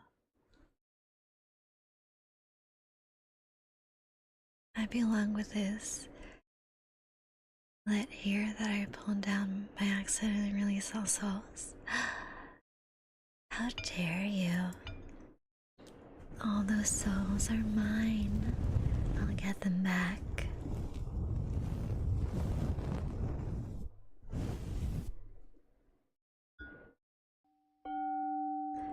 Welcome, welcome, welcome, welcome, welcome, welcome, welcome. Thank you so much for the follow, Kiko. You're now my sweet juice box. Trap would imply that we don't want to be here. Exactly. You are all perfectly safe and happy in my basement, aren't you? It's exactly where you want to be. Sorry, I have minds. Yes, give me your soul and your blood. Give me all of you. I'm a greedy vampire.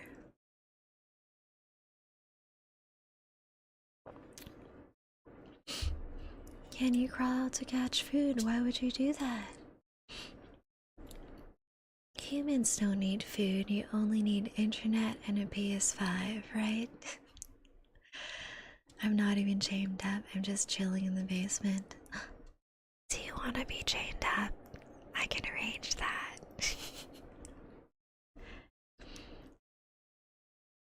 Finna sneak out this basement. How dare you? I'm an Xbox and PC heretic. Well, you'll have to bring your own, 'cause the basement only has a PS5. I saw 3 people escape. Maybe for a few minutes, but I brought them back. I most definitely brought them back. There's no escape once you're in my basement. Mikhail, you're under the impression that there are a lot of amenities in the basement. You'll have to build your own. All of those are extras that I didn't prepare.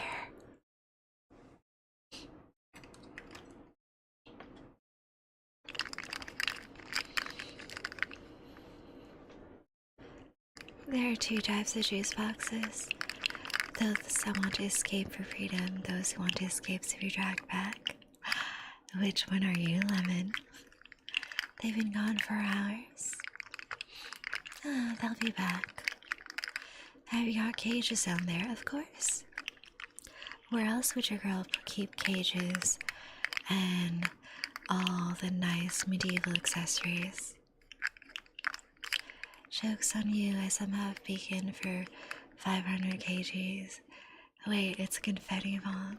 Oh no. You better clean that up. You're gonna sweep up all the confetti under. What if we become willing servants? Well, you can stay in the basement. What else would you want? Welcome, welcome, welcome, welcome, welcome, welcome. Thank you so much for the follow, David. You're now my sweet juice box. Thank you so much for your daily sip, Dreamwalker. Always appreciate it. Welcome, welcome, welcome, welcome, welcome, welcome, welcome. Thank you so much for the follow, Evan. You're now my sweet juice box. Guys, there's a big ass lock on the basement door, yes. So my juice boxes stay nice and chilled with the AC down there. Good morning, Dreamwalker. Joke's on you, I have a vacuum. Well, you must have brought it down on your own, because I certainly didn't put it there. Well, I work as a custodian engineer, so I do a lot of cleaning already. And everyone knows confetti is custodian's worst enemy. Oh no. Oh, I'm so happy, Groovy. So happy that you would sacrifice your blood to me like this.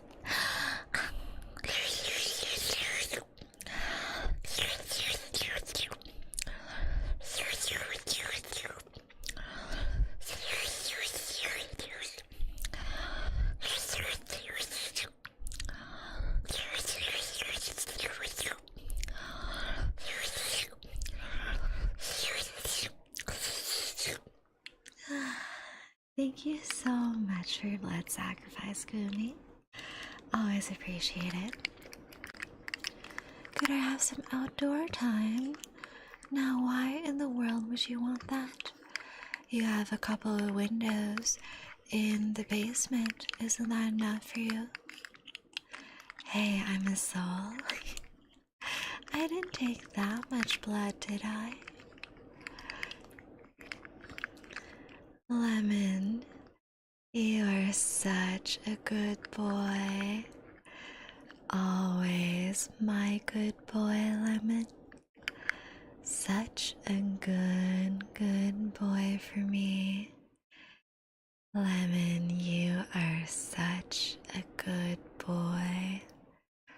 My good boy.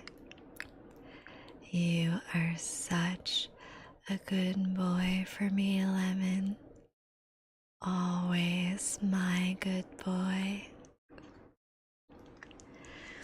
Calling us your juice box just makes me think of you as Dark Elder from Warhammer 40k, hell yeah. Soul dance? Am I soul dancing?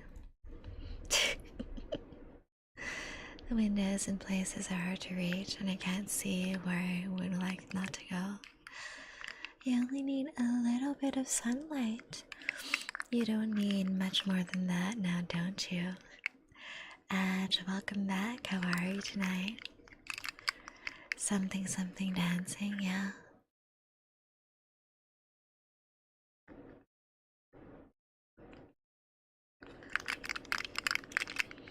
By the god Emperor Light, I shall survive. Good luck, Ender. There's only you and me and the other juice boxes in the basement. You will never get away from me.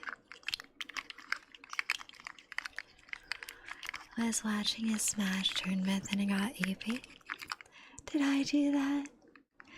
Did I get you all EP with my voice?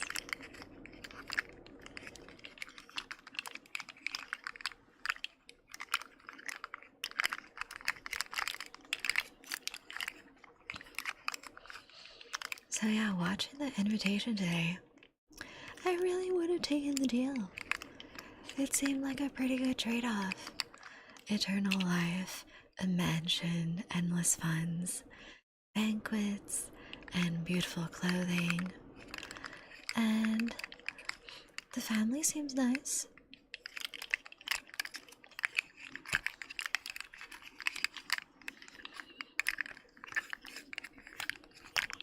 I just feel it would have been better than being alone in New York.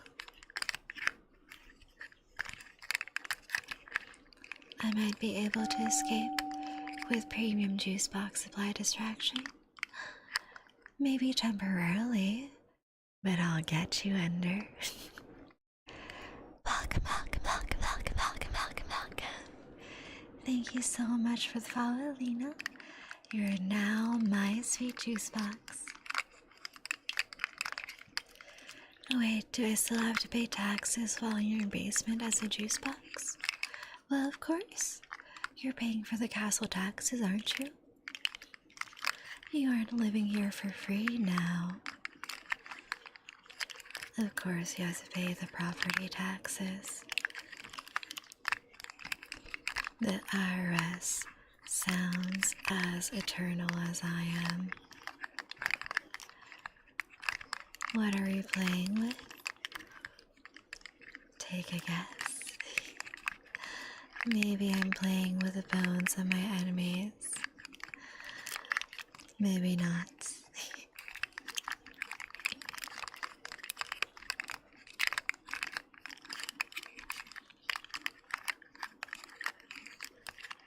Darn, okay. I am a vampire. What did you expect?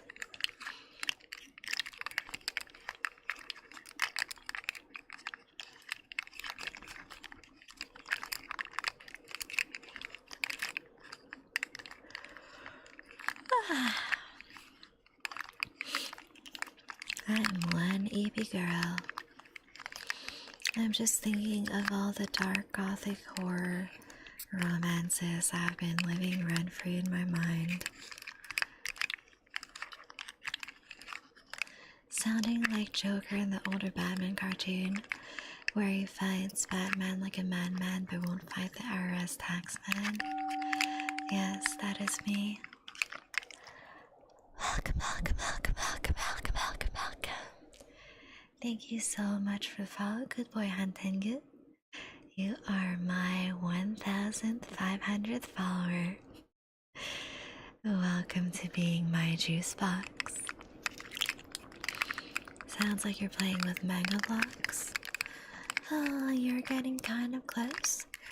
It is colorful like Mega Blocks, but not quite it. It is made of plastic like Mega Blocks.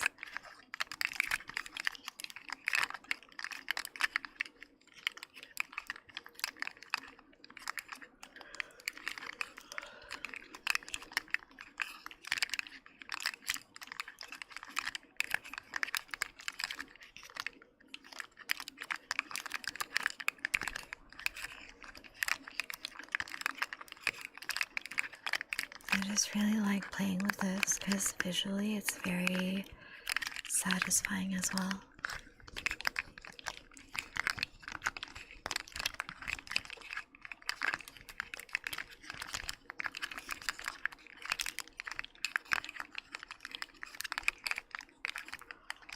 Rainbow Slug, yeah. I don't know much about ASMR aside from just strange sound make brain happy. Yeah. She's getting sleepy. Get ready to run. I'll stay back and brush her hair to its silky smooth. Okay, that might keep me CC'd for a few hours. You would have a head start. Pets. Don't you worry. I will find every single one of you and bring you back to my basement. My weakness is back scritches and hair brushes.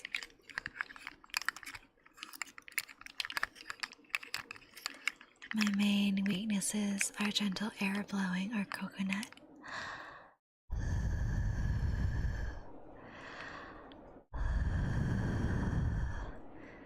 Coconut, coconut, coconut, coconut, coconut.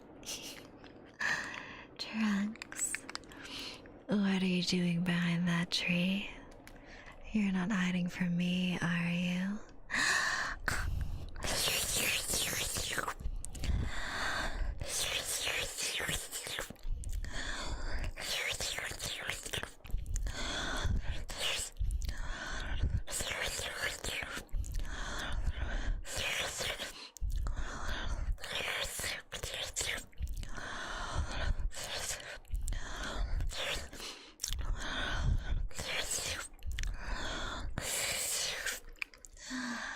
Thank you so much for your blood sacrifice, Chunks. You can't hide from me behind a tree. You're gonna bonk me with garlic for what? Are you gonna cook dinner with it? 'Cause garlic doesn't do anything to me. Speaking of CC, who's your favorite league champion and why? That is a hard one. I have a list. I have an entire fucking list. Let's see. I feel that it's either Diana or Aphelios because of the moon theme. And they're both hot. I would not mind being sandwiched between Diana and Aphelios. And why not add Aphelios' twin as well?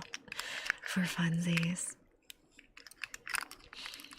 My nieces would kind of force me to brush their hair, and also I got a little skill with it. That is perfect. Oh shit, you found me. You can never hide from me. She got up for my brushing, yes. It can only distract me for so long. I thought it worked, it did.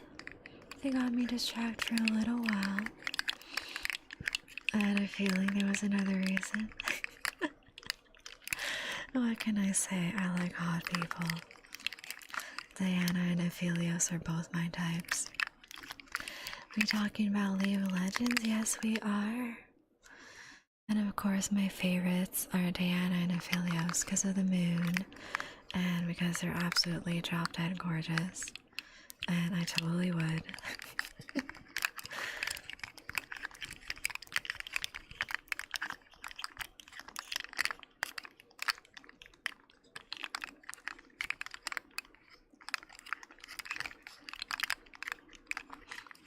Aatrox is just a misunderstood hero. Changed my mind. Okay, hear me out. Aatrox is also on my list. Anyone play Dispatch yet? No, I haven't. I've only heard of other people playing it and waiting for new episodes. We talking about hot people like Saya? Am I hot, chat? Or is it just the beach? I might be just a little hot from the beach.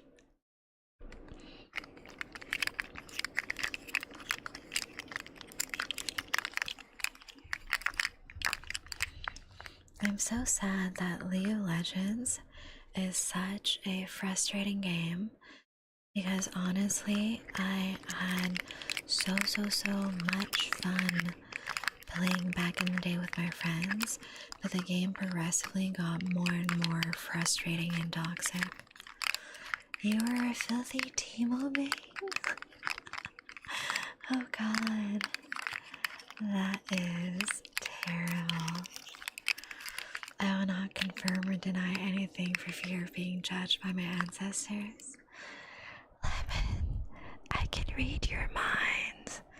I know all of your deepest, darkest secrets.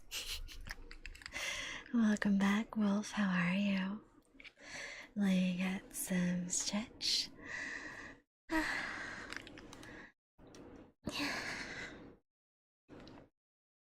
Oh, my back has been so messed up.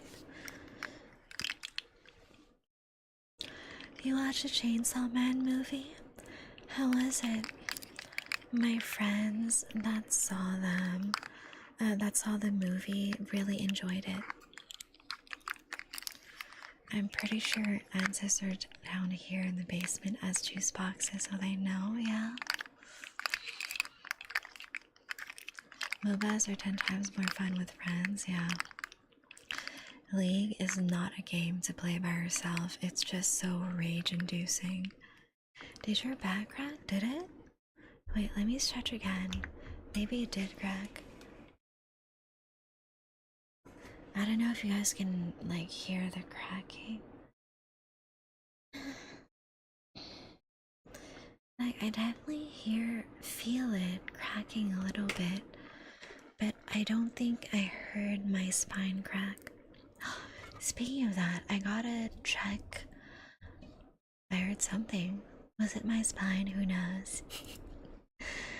Bones be getting crunchy at the ripe old age of 754. Maybe I gotta drink more juice boxes. I gotta book more massage appointments with my massage therapist.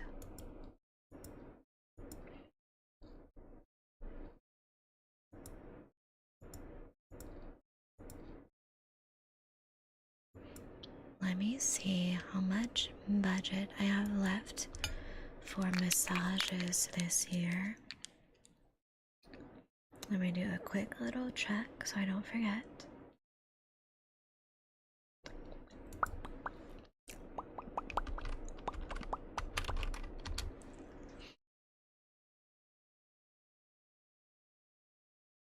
You're still young, yes.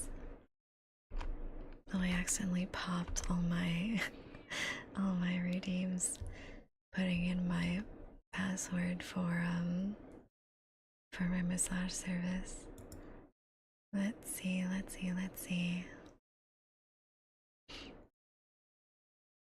It was me hearing how fast my heart beats in the side of you say, Rod, guess what?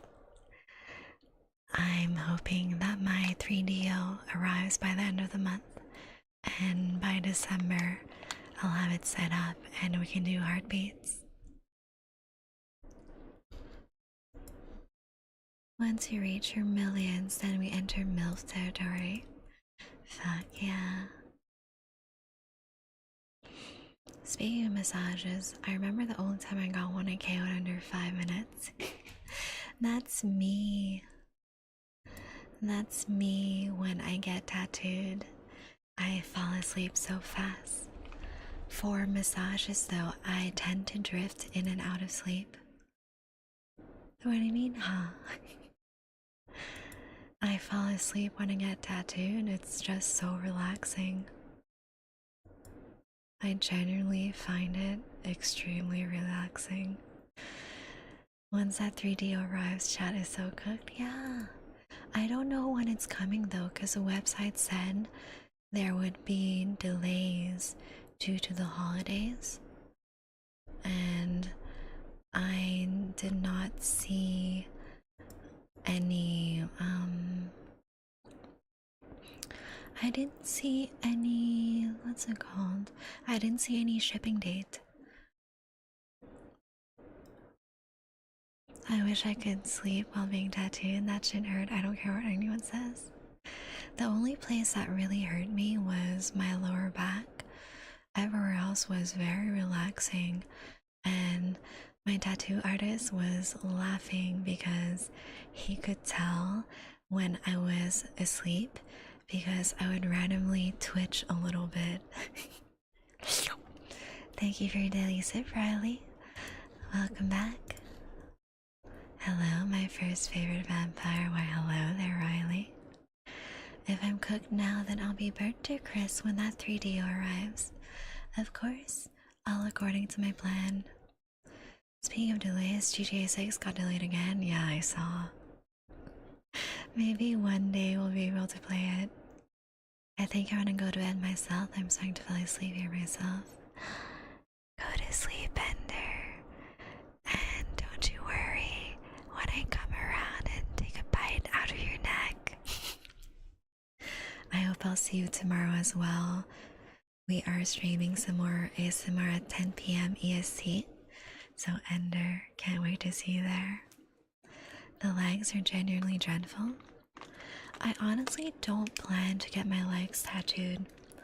I have one more tattoo planned for my tummy in December, and that's pretty much gonna be it. For me, my tattoos are in places that I can easily hide because I want to be able to be a soft, pure girly sometimes when I have to. Unfortunately, there are still some people that are judgmental about tattoos. And you gotta learn how to play the game, you know? So yeah, well, getting a tattoo that somehow wraps like a snake across her whole body that causes 99% of organisms to silently scream in anguish. I'm chilling going, me, me, me, me, me. Me, me, me, me, me. Me, me, me, me, me. My scales move like beetles, so they might open up enough for you to bite. Maybe, I don't know. Good night, Ender. I'll see you tomorrow at 10 p.m. EST.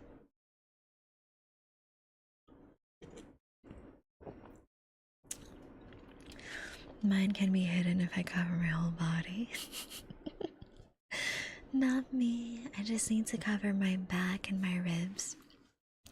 And then I just looked like a poor innocent girl. Just a soft girly that needs help and will gladly accept all the gifts and help that come her way. Saya, taking the words of Asher to heart, I want a lady in the streets but a freak in the bed. Obviously, you gotta learn how to be both.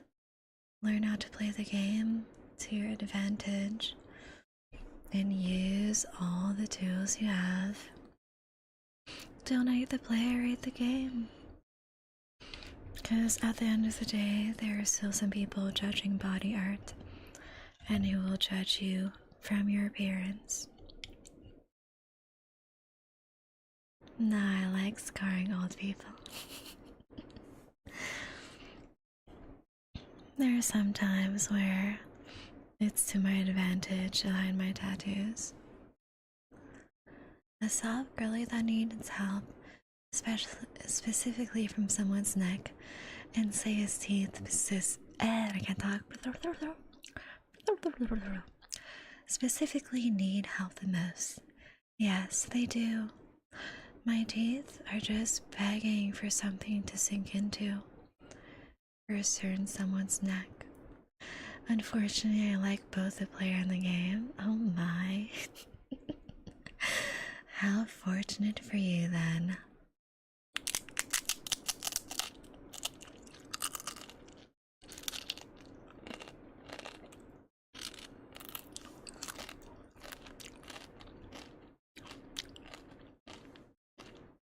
So crunchy.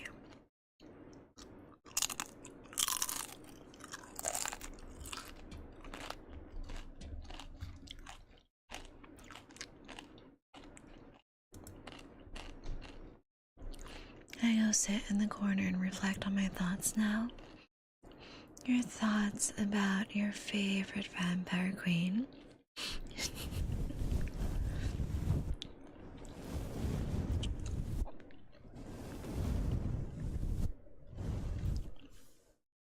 I feel a little dehydrated today. Let me drink some more.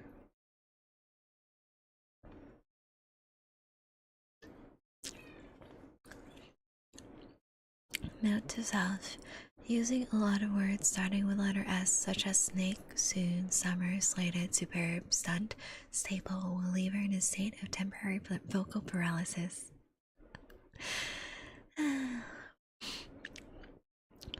Shh. Not too loud. Or what? I'll awaken you from your thoughts. Shh. Shh. I can be quiet. Also, I am Kato. I love cats. So cute. Oh, you heard? They've been very vocal lately. Very cuddly and needy.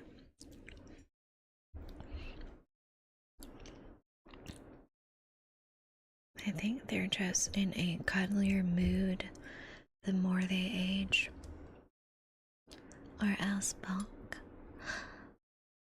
I'm the one doing the bonking here. You couldn't bonk me even if you tried. I would just turn into mist. And you can't bonk mist now, can you?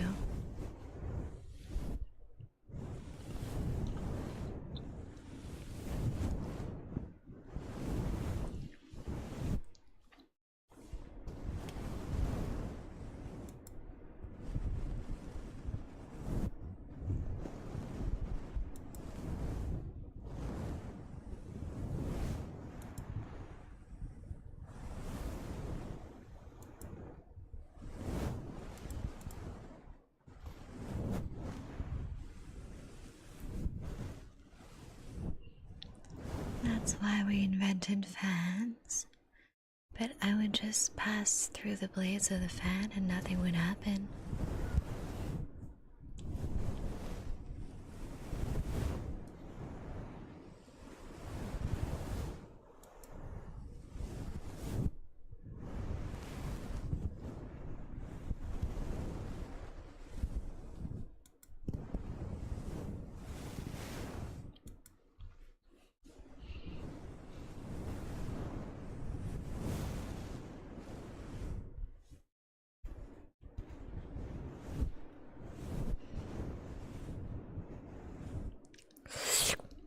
Thank you for your daily sip, Ashley. Welcome back. How are you? Dang, chat, she's good. Of course. You think a fan would stop me if I'm turning into mist? It would just bring me to the other side.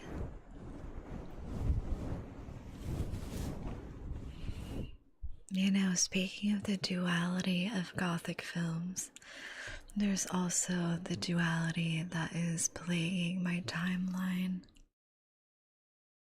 So I saw a lot of VTubers reacting to this guy's TikToks. And oh my god, it lives rent free in my mind. I don't know if you guys saw him on your timeline, but it's basically yeah, I know it's a stretch. but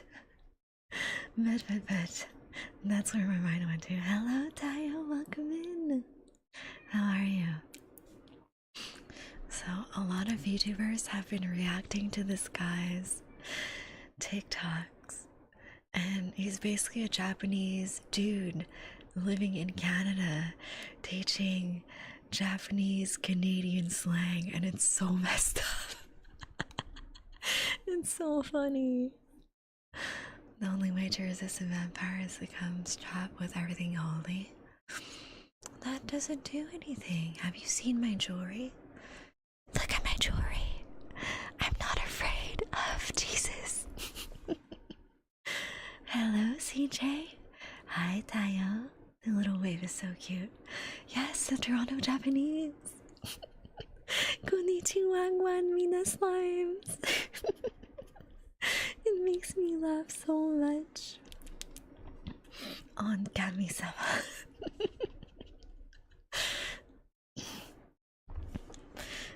Like, it's just peak brain rot. And I just want to say on Kami-sama everywhere now. You know how I say hi to you guys at the beginning of streams? Like, dark greetings, everyone. How would you all feel if it just suddenly went, Konnichiwa, Gwan Mina Slimes? You may not be afraid of Jesus, but it'll still hurt if you get a seal-shaped tea thrown full force at your shiny dome. Unless you burp it away, rude. I would catch it. I got vampire reflexes, remember?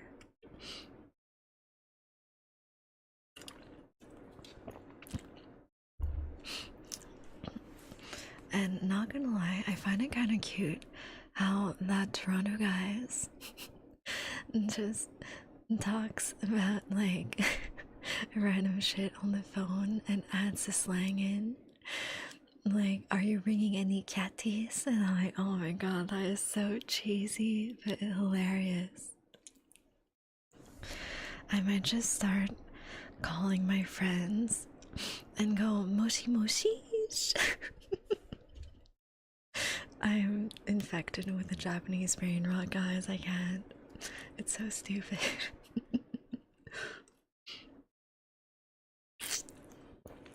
Dewey, welcome back. How are you? We are chatting today. We went from chatting about dark gothic novels and films to chatting about the Toronto Japanese guy teaching us about new slang. Let's see what new slang he has today.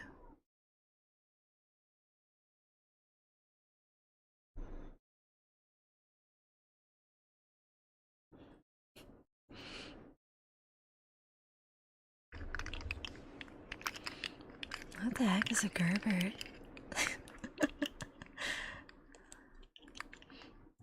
Oh my god, this new slang. What is this? What are these words?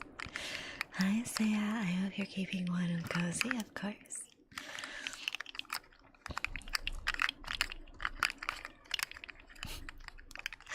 Konnichiwa, Gwan.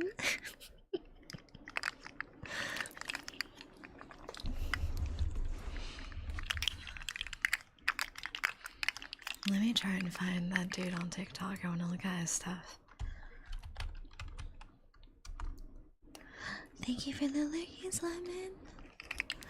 Before that, I'm gonna turn my volume booster up higher and oh, you want a little bite before you go, huh? So greedy. He's okay, please keep chatting English. Welcome in. Lemon, you are so greedy for a bite, aren't you?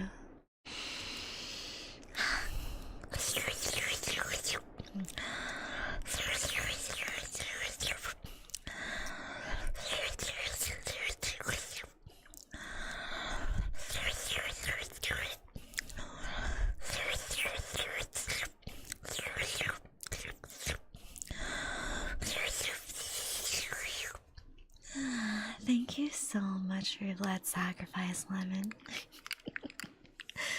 Oh, I always appreciate it. Tayo, are you okay?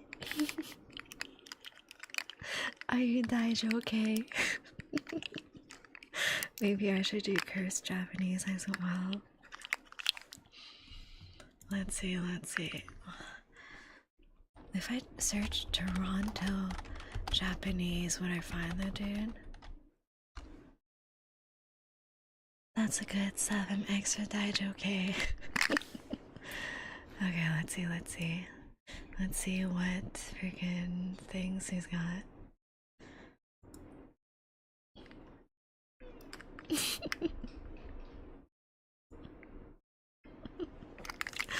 Hima dattara nikake no. It's so funny. There's a weird inflection upwards.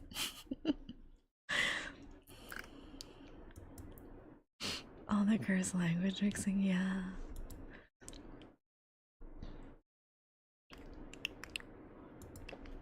That's a journey in the hand is also really funny.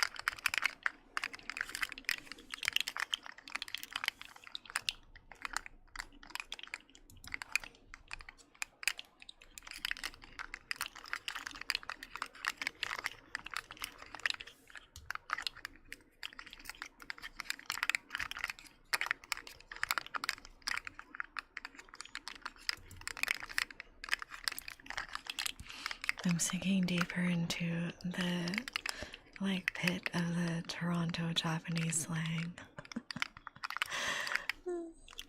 It sounds so strange.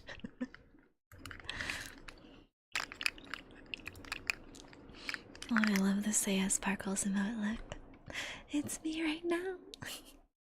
It's me for real. And I really like how my artists rig this as well, because I feel it fits the color so well with the transparency and everything.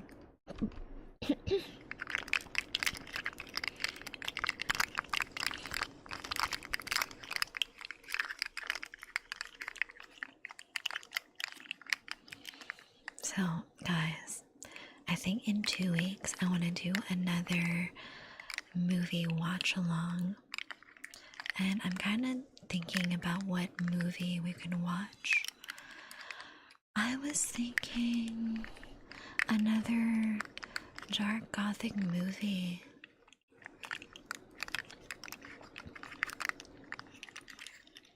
Maybe the 1992 Dracula. I haven't seen that in a while.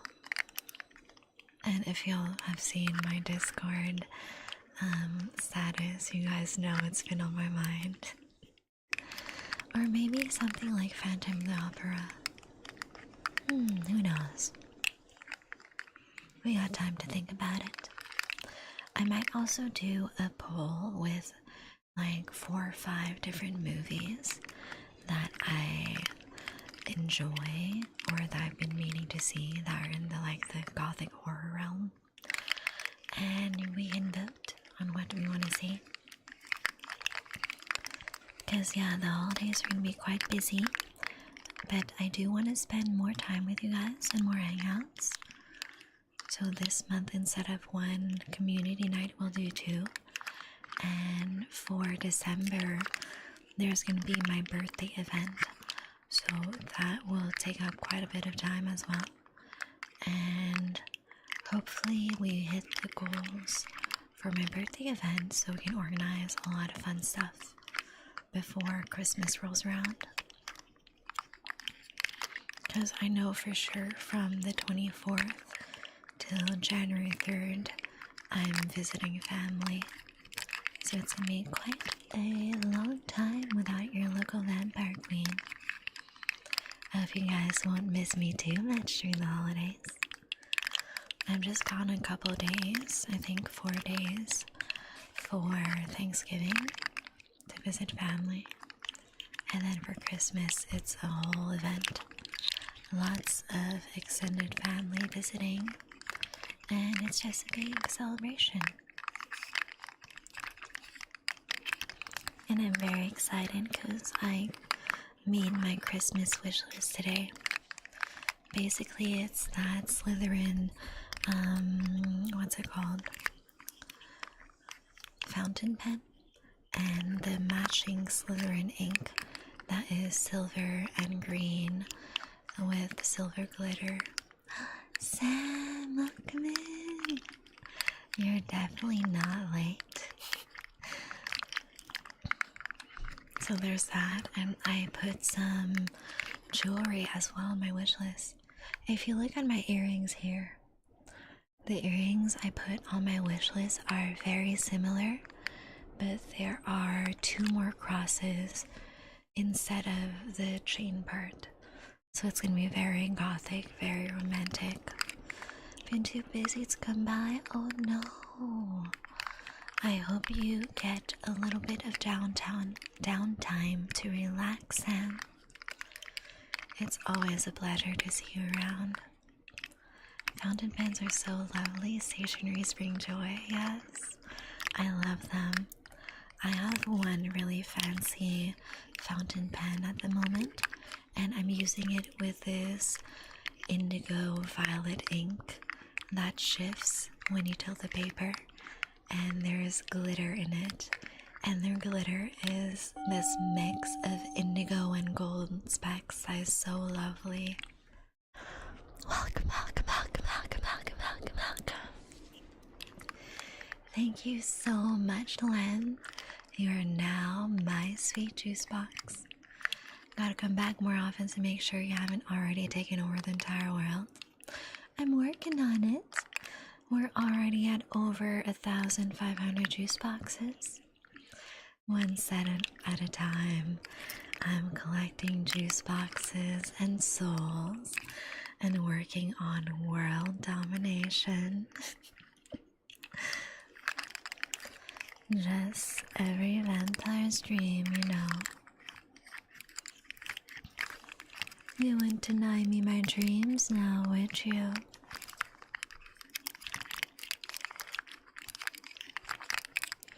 Your power is growing quickly, it is. I'm growing more powerful the more juice boxes I have, and the more often you guys come to see me and listen to my voice, the more power I get. Now. It is getting late, and we have to call it a night for today.